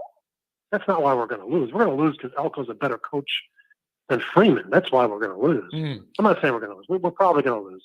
But it's not because of Tosh Baker. All this fretting over him. My God. And to think that, why would you, and I have to say nothing, I'm going to defend Freeman again. Emil Wagner is a young player. He's been playing right tackle for the last 12 months exclusively. Don't mess with that. Leave him alone. Have 4 pieces of the 5 set. And if you got a weak link at left tackle, okay. But it's better to have 1 weak link than 2 weak links out of 5. If Wagner's playing well at right, leave him there. Leave the tight end in on the left side to chip the speed rusher that everybody thinks is going to go right around Tosh Baker. I've seen a lot of reactions. We'd be celebrating if Tosh Baker came from Ohio State and we hadn't seen him play. And we'd be saying, well, he must be good. He played at Ohio State. It's this self-loathing that I can't stand among Notre Dame fans. It drives me crazy. I have seen a lot of different strong opinions about the proper way to navigate this offensive line situation we're in now. Everything from what you're saying to he's a scrub, he can't move his feet, he has concrete on his feet. Like, the range here is very vast. And the thing is, we're going to find out what was right week 1, man. You're going to have, you have a real test week 1, and you're going to find out whether this is the right move or not. But I have heard it all from what you're saying to he has lead feet. This is going to be a nightmare. And Riley Leonard's going to leave in a stretcher night 1. I've heard it all, man. And I just don't know what the realities are. I don't know what the realities are, but you're going to find out real quick in that Texas heat, man. It is not going to take long, and you're going to find out whether they figure this out right or wrong. I mean, does Texas A&M have a better left tackle than Tosh Baker? I don't know. I don't know that. I doubt it. I don't know that. I doubt it. Well, yeah, but their left tackle has nothing to do with their defensive ends coming at our left tackle. That's my response to that. But it has a lot to do with our defensive end going around their left. That's true. I mean, the point is, look, there's probably 30 better left tackles in the college football than Tosh Baker. But does that mean the 31st tackle can't play at all and he's going to get whipped? Yeah. I mean, where are we getting this from? I mean, based on his play back in 2021, well, I mean, Quentin Ellison didn't play at all his freshman year. So it's like, I don't know why everybody's acting like the sky has fallen. We don't even know if Jagasaw is that good. But listen, you got to wait. We only saw him play 1 game. Now, wait. Now, you got to tell me you understand this, though. Everyone's super negative about the recruiting. because there's reason to be negative about the recruiting with all those wide receivers, losing your best defensive guy to Michigan, and now this quarterback stuff. Everyone's in a horrible mood with that. Then your starting tackle goes down 3 days into camp. You got to admit there's reasons to have some anxiety here, right? Come on, man. Like, you got to be realistic. Those are reasons to have anxiety. They are. That's fair. Look, recruiting, the good news and the bad news are one and the same when it comes to recruiting. The bad news is Notre Dame's just getting outbid money-wise. It's just, look, people can spare me the explanations. This kid that Deuce Knight is friendly with the Notre Dame staff for, a year now. Buddy, goes to the grill and chill. He recruits all these other guys. And over the course of 7 days, he all of a sudden becomes better friends with Auburn. No, they put on some real upfront money. That's the bad news is ND wasn't willing to do that. That's true of the receiver recruit we lost. That's true of everybody we lose. The money flying around now is beyond what Notre Dame is willing to pay. The good news is that's easy to fix. If Notre Dame wants to fix it. Man, Notre Dame is going to pony up the money. Some of this, tell me I am heard that money's not the issue Knight. with like Meadows. I was assured Notre Dame was willing to match anything LSU threw at Meadows if it came down to money. So I don't know where your information comes from, and I get mine from certain places. I was assured that Notre Dame was willing to match anything anybody was going to throw at Meadows because they wanted him that bad. I can't verify anything. I'm just telling you that's what my people told me, that it's not as simple as Notre Dame's just not going to play that game and then they lose guys. I don't know all the realities. I'm not in those meeting rooms, but I am told Notre Dame's willing to get in that game and was willing to match on Meadows. That's all the information I have, man. I don't know. That's fair, but you have to be very careful because sometimes people say half-truths. And so Notre Dame would say, we offered this kid the same amount of money, but it was over time. In other words, the kid had to wait a year or two to get it. Interesting. Not right away for signing. I get what you're saying. That's a fair point. And I don't know all those details, but I would imagine that a part of this, of matching, is in structure as well. Right? Like, wouldn't you imagine if you were matching it, that would mean that the structure would be similar as well. I cannot verify my information. This is just what the people that I go to for information or that come with me with it said. John, don't let people just say it's as simple as Notre Dame's not willing to do that, because they are. I don't know if it's for everyone, but if they pick their spots, they're willing to pay what it takes. I don't know, man. Yeah, but what kid who connects with Brian, I almost said Brian Kelly. Oh boy. Marcus Freeman. Yeah. Connects with Marcus Freeman and his staff. Can get a Notre Dame degree and be a hero and a legend at Notre Dame. Yeah. Goes to a place like LSU for what, when the money's the same? I mean, that doesn't make any sense to me. It just doesn't. I mean, it just doesn't. In the old days, the SEC was paying the money under the table, and Notre Dame had to rely on education, notoriety, etc. But if the money is the same, then why would you ever pick any of these other schools? That's what makes me think the money can't be the same. Well, but wait, man. Why? Why though? Not everybody looks at Notre Dame the way me and you do, man. That's what, I struggle with this. Why wouldn't you pick a place that puts wide receivers in the NFL like crazy year after year after year over Notre Dame? Why is that so crazy? If you didn't grow up in a family like mine that loved Notre Dame and it was the end all be all of your whole life and existence, there's a lot of people that would just go, yeah, I'm going to the place that has a track record of putting wide receiver after wide receiver in the NFL year after year, right? Because the coaches who put those receivers into the NFL are long gone from that school. And in fact, you look at offensive coordinators, we have the offensive coordinator who put those receivers in the NFL. So I think they look more at the coaches that had an impact on people's lives. And those coaches are not from 10 years ago. What about this argument? School, no longer there. I like this exercise. What about this argument? I've been playing this in my brain over and over again, trying to figure it out. What about this argument? I think I'm a great wide receiver who's not planning on graduating because I think I'm going to be like 3 years and go to the NFL. Why in the hell am I going to go to South Bend and have to actually go to school and do all that when I don't even plan on being around long enough to graduate? Why am I going to do that? I've played that question through my head of Those guys have the ego. They're not thinking I'm going to be at Notre Dame 4 or 5 years and get my degree and go be an accountant. They're thinking they're going to be really good at football and go early to the league. So therefore, why do I want to be studying and do all that stuff in South Bend? I'm just trying to like think of where these kids are coming from, man. I don't know. I'll answer that. Because Notre Dame pays you more. When we keep talking about how we're matching LSU and places like that, we should be paying them more. We have more ground to make up. Yeah. I've said this before. Notre Dame really needs to hit the reset button on its spend. And we need to get a championship in the next couple of years to rebuild the brand.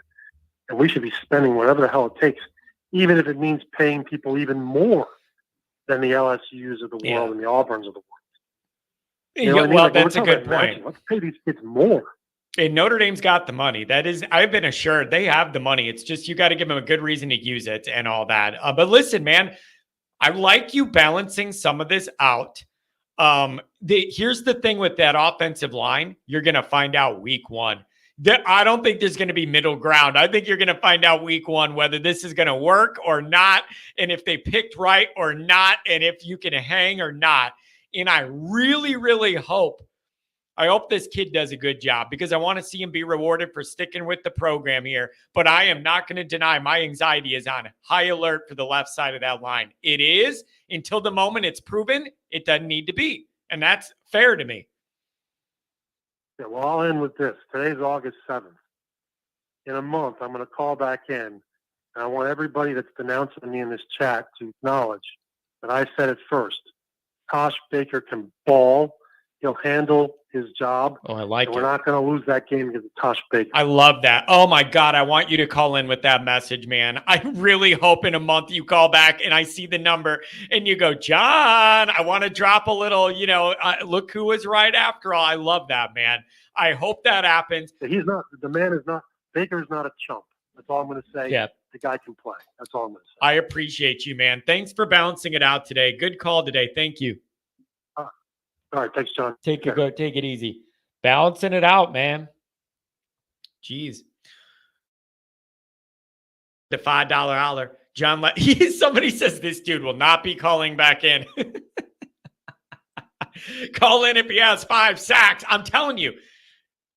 Notre Dame fans are like we're twisting in the breeze, man. Notre Dame fans are like we're just a little out of sorts. Let's stay positive, buddy. Yeah, Martinez, I appreciate that. I'll bring you up in a second.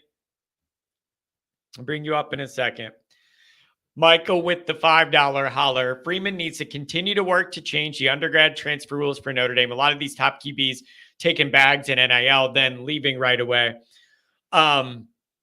Everything I understand is there is positive movement to having more flexibility to be able to get some of these guys transferring when they're younger and have more school left and be able to figure that out. Not an easy thing to do in Notre Dame. A lot of those structures are built in and they're kind of are what they've been.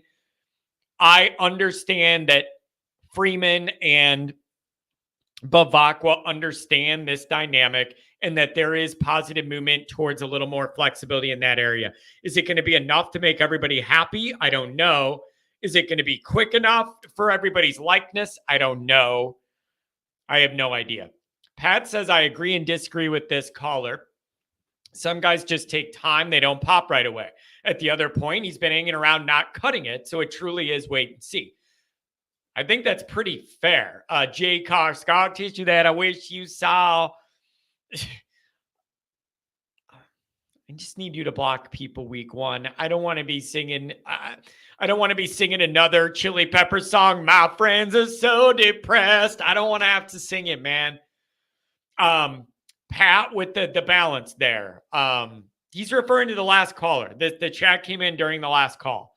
And he's saying he could see it kind of both ways on the Baker situation. That's what he's referring to. Always Irish senior. He's in Florida. I hope he's in the part of Florida not getting hit by all that storm. Week one sucks. Must trust coaches to get you guys ready. Cannot take another slow-ass start. Play 4 quarters and go get it. Be ready to go. I'm with you, man. And I hope Always Irish senior sitting out by the pool or overlooking that golf course at the Kennedy residence in Florida. I'm glad you made it there in one piece, brother. Andrew, what's going on? And we'll wrap up with main man Martinez here. What's going on, Andrew? Hey, what's up, John? How are you, man? Andrew, I'm just telling you, I feel the whole Notre Dame niche is wound tight, and I genuinely mean it. The fans and the media have an edge that I am not familiar with.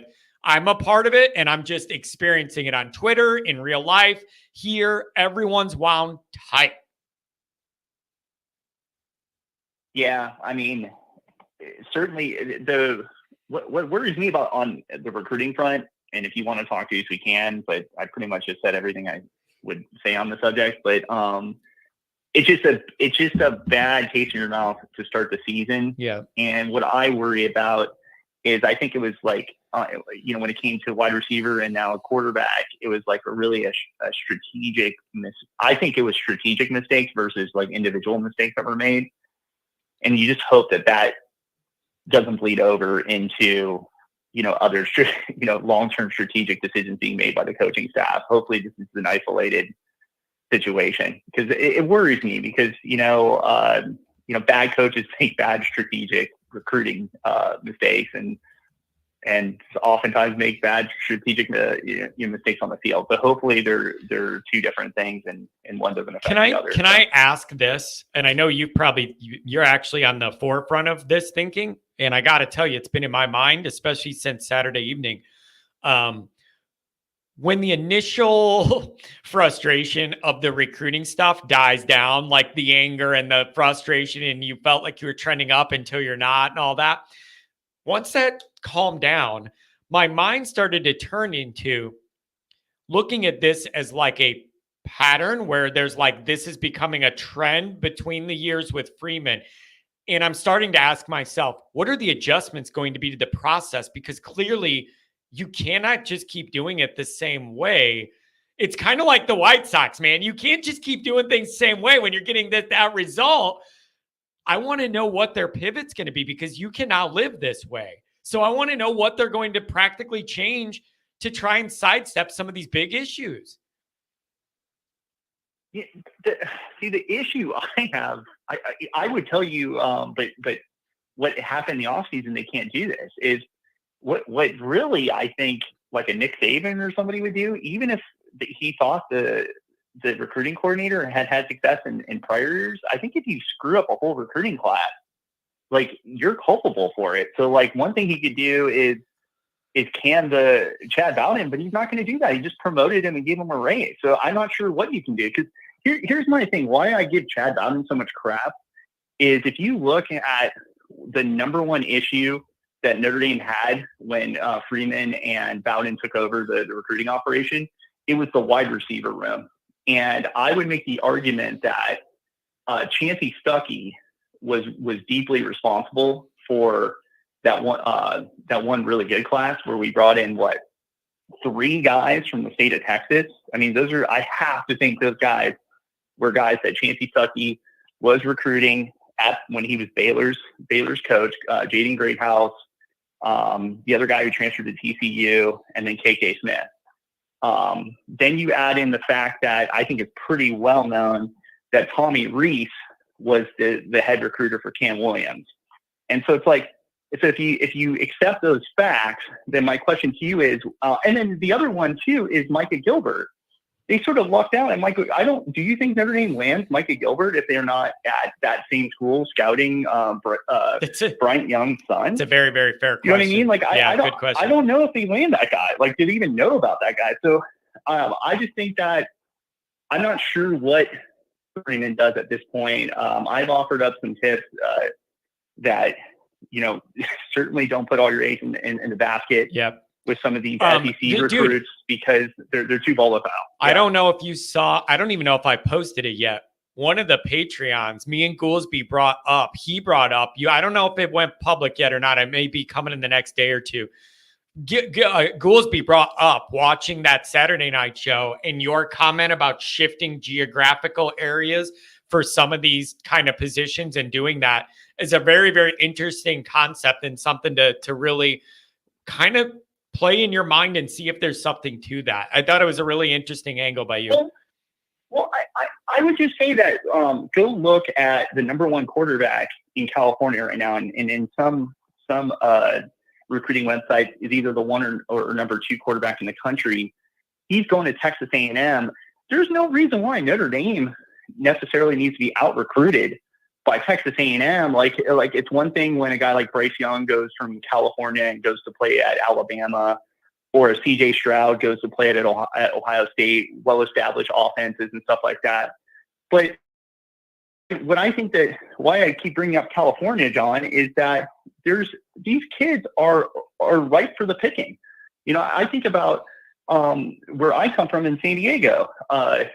Julian Sain was the number one recruit in the country from Carlsbad, just north of San Diego. He first went to Alabama and transferred to Ohio State after DeBoer was named the coach. He didn't want to play for DeBoer.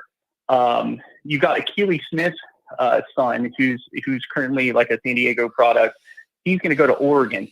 These guys leave the state, and Notre Dame, and some people will say, well, geez, we got Buckner and it didn't work out. Well, sometimes guys don't work out, but I will say in Notre Dame's defense on that one, Buckner was a pretty highly rated prospect. So keep at it.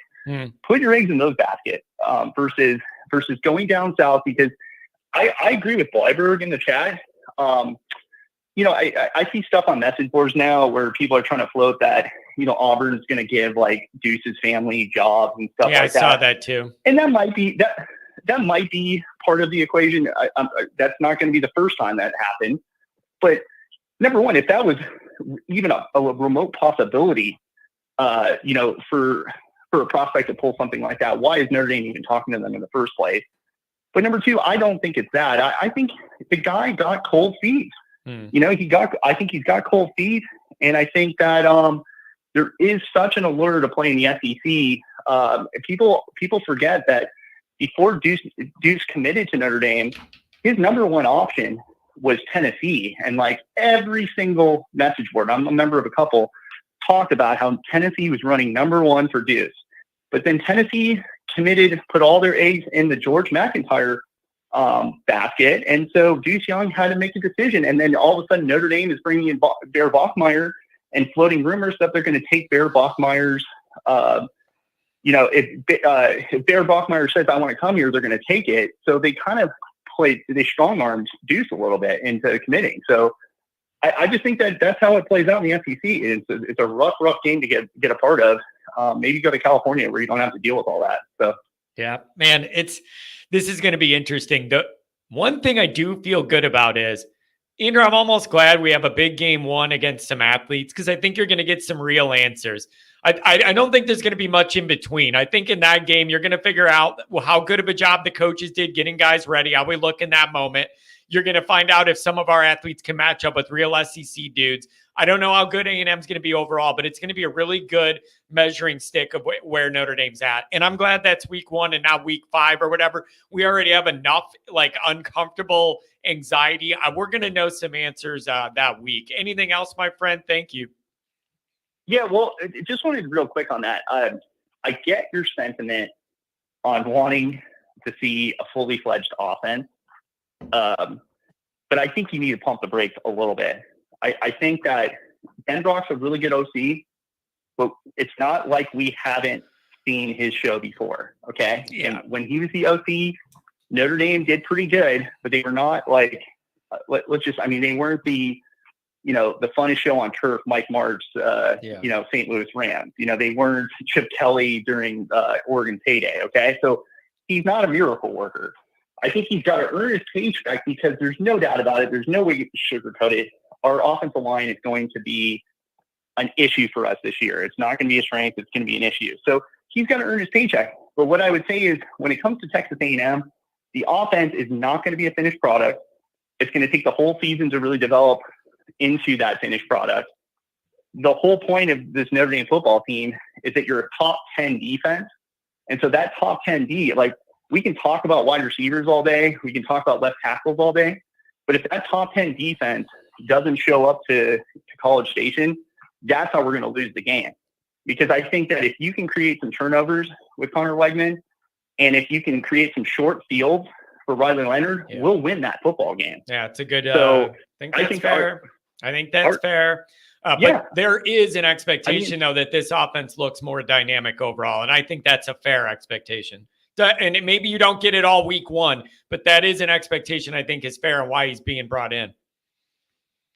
Well, I just think that, Riley Leonard didn't even play in the spring. You got potentially your number one receiver, who I think by all accounts right now, people are saying Bo Collins is your number one receiver, didn't play in the spring. So I think it's a little bit tough to say, hey, we need to be, hitting on all cylinders week one on the road at Kyle Field, which is one of the toughest road environments that you can play. I think that's where, because like at first I was thinking that I would take the over in that game, but the more that I think about it, I think I'm taking the under, because Notre Dame really needs to rely on that defense. Yeah. And if Notre Dame's put in a situation where they're having to drive 80 yards every time they get the football, I think it's going to be a super low scoring game. So that's a good point. The only way I think that they put up a lot of points is if they can force Wegman into turning the ball over. Or, the other thing is Wegman's like sort of made of glass, like knock him out of the game. And then, let's see what A&M's on the bench. Man. So, yeah. It's going to be a long 3 weeks, and they got their eyes on doing the same to our guy. It's going to be a long few weeks. Andrew, thanks for touching base as always. Thanks, man. Have a good one. Pat, I was going to give you a minute there to do your thing real quick and then finish up with my main man, Martinez. Pat will go quick, then Martinez will wrap it up. What's going on, Pat? All right. So can you hear me? Yeah. Okay. So you said it on Monday and you said it again this morning, that you have a need and a want for this Texas A&M game. You want Notre Dame to be like Leahy. I am saying Marcus Freeman needs Notre Dame to dominate like Leahy. If he's going to change this narrative and he is going to recruit like we all expected him to recruit, he needs to win like Leahy. That's my point. But we're not doing this. I don't want to do this again. I don't want to do this again. But Leahy didn't start winning like Leahy right out of the bat. There's a process to get there, is my Freeman point. hasn't started winning like Leahy out of the bat, but it's year 3, John. That's my point. You're saying I'm trying to skip a step.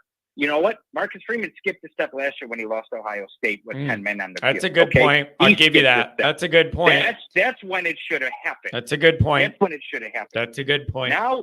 Now you are at the point that if you are going to compete and say you are a championship team, I think people are misconstruing another piece of my point. I'm all in on Marcus Freeman. My sense that Marcus Freeman is the right guy for this job has not changed at all. But he is not winning in recruiting. And the only way for this Notre Dame team, this Notre Dame football program, and it's not just Marcus Freeman, it's for any coach, the only way for them to start to win in recruiting is to go and stomp on an SEC team's throat. That's what it is. That's what it comes down to. You have to show the country that you are better. You do. You have to show the country that you are better. You have to show these teams you are better. And you are not going to change the narrative that causes you to lose 4 wide receivers and your top quarterback prospect and a top safety prospect 2 years in a row, a top defensive end prospect to these SEC schools. You are not going to change that narrative if you don't go out there and prove you belong. That's my point. It is a need. It's not a want. It is a want for me because I want Notre Dame to be the Notre Dame I love. It is a need for Marcus Freeman. It is a need for Notre Dame to go and do this. I'll leave you with that. You can have the last word. I'm going to jump off. I think that's one of the better philosophical points you've made since you've joined my show together is contrasting me with those steps with saying Ohio State was that step. You misstepped, and now you don't have that leeway, and you got to make it up big time. I think that is one of the better philosophical points you made since you've been on this show with me. Good point by you, Pat. Yeah, obviously. All right, later. Bye. Obviously. Shut up. Get off the phone, jerk. Bye. That is a really good point. If you want to contrast what I was saying about those steps, Ohio State was supposed to be that step, and you were in position to do it. It really was. Man, this is going to be interesting. Now I'm thinking of Jom. If you're still here, I don't know if you're here or not with your score prediction. It's in my mind now. I really don't know what way to go, man.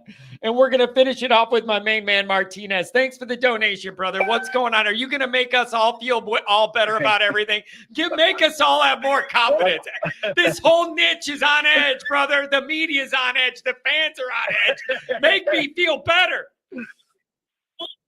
I'm gonna try, man. Pat's funny, man. Pat's funny, but here, let me just point out a few things, man. Okay, I know everybody's got anxiety about the Deuce thing and the wide receivers and the fact that we can't land.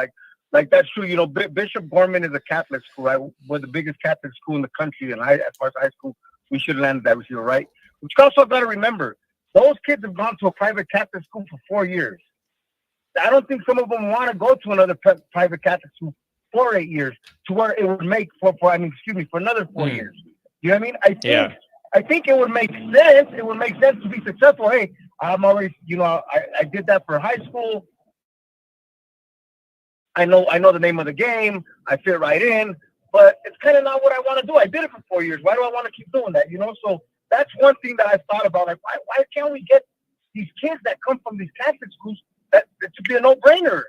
You know what I mean? But it's kind of like, out here how, people say, Kyle doesn't really put too much effort into recruiting Utah kids because, hey, well, there's some from Utah. They should just want to come here. Yeah. But they go somewhere else to play. It's interesting to think about. Yeah.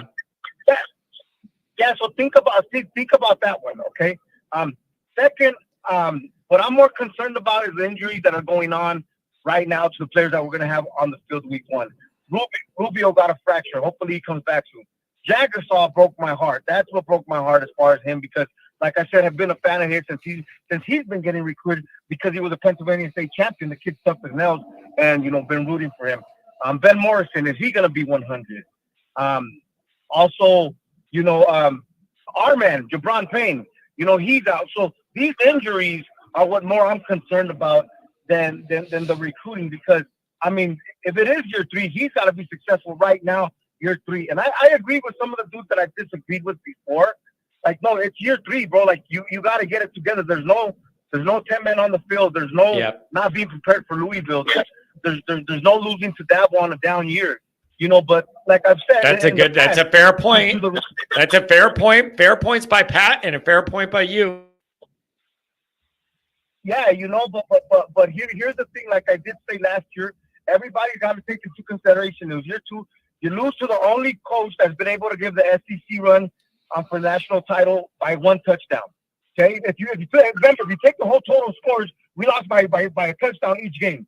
You lost to the team that played in the ACC title game. Granted, Florida State, everybody thinks, which was Louisville. You lose to Ohio State, the only team that's even been relevant in the Big Ten for the last 30 years, which is true.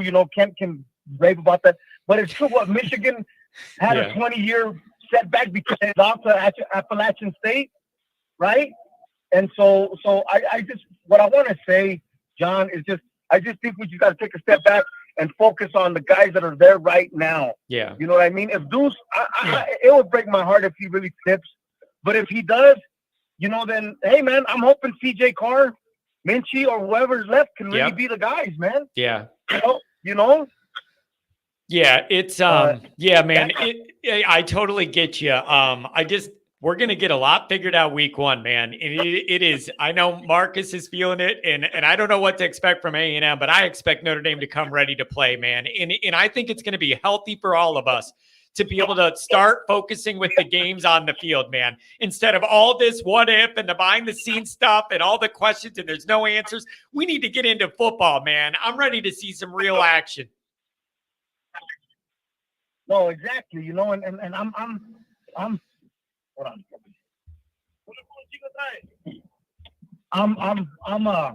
on. I'm excited for week 1, man, and I can't wait to get it over with. And I think it's going to be ugly for us. I think it's going to be a slim victory for us, but I think it's going to be ugly. You know what I mean? I think our defense eventually, like every other time, is going to be the deciding factor of why we come out victorious. But I think it's not going to be easy. It's going to be ugly, but I think we'll come out victorious, man. I'm hopeful. You know what I mean? I'm hopeful. And, you know, Dan Brock made a good point as far as this offense is gritty. Hey, man, I'll take gritty. I'll take gritty rather than, yeah, we got some things to work out, but hopefully we get there. I mean, he could have gave us an answer like that. But, What you know, about I'll this? take gritty because that means, hey. What about this? Go ahead. What if he said, it's looking a little gritty, but later it's going to look pretty? I want some of that. Give me some of that. Right now it's gritty, but we're going to throw in some pretty. There you go. That's the best of both worlds. I like that. Give me a little bit of that. That's exactly what I mean, right? Yeah. Right? It's gritty, but it's going to look pretty. Because that means those boys hopefully will fight to the trenches. Hey, man, you know what? I'm excited about that fifth-year senior. Yeah, he probably wasn't the top choice, but hey, man, maybe this one opportunity is going to be like, hey, man, this is my time. I've been waiting for it. Hey, man, you know, I'm Rudy in a lineman's body, so I'm going to go make it happen. Shit. You know, I'm optimistic, man. I'm optimistic. And, you know, there's worse things in the world, like libtards running the country. So, with that, John, you had to do it. You, man. I love you. You had to do it. All right. Thank you, Martinez. Have a good one. I love you, buddy. Onward Notre Dame. Thank you. Yep. Onward Notre Dame. Had to do it at the end. All right, you guys. Yeah, that offense is gritty, but I want it to turn pretty. I'm not going to lie, man. Like, I need it. I told you guys, I can rhyme just about anything other than orange and Kleenex. Orange and Kleenex are the two that I've never been able to find a rhyme for. I could pretty much, if you give me a second, I could come up with a rhyme for a lot of other things. All right, you guys. Thank you very much. Appreciate the chats. Super chats especially. Keep the phone lines going. All of this. Appreciate the early support over at Sports Illustrated. The articles are getting good run. We're doing good over there. We have more surprises coming for you on the Patreon this year. We have surprises. On this channel, we have surprises. What's coming on Sports Illustrated website? We have surprises. Everybody stick with us. This is going to be an exciting year no matter what happens, good or bad. We're going to cover it all together. We're going to ride that wave together, up and down, all those emotions. We're going to be right here together. And I love you guys. Even when I disagree with you, I love this community. So thank you guys very much. Stop with the surprises. Have a good one. Thank you guys. This show's great.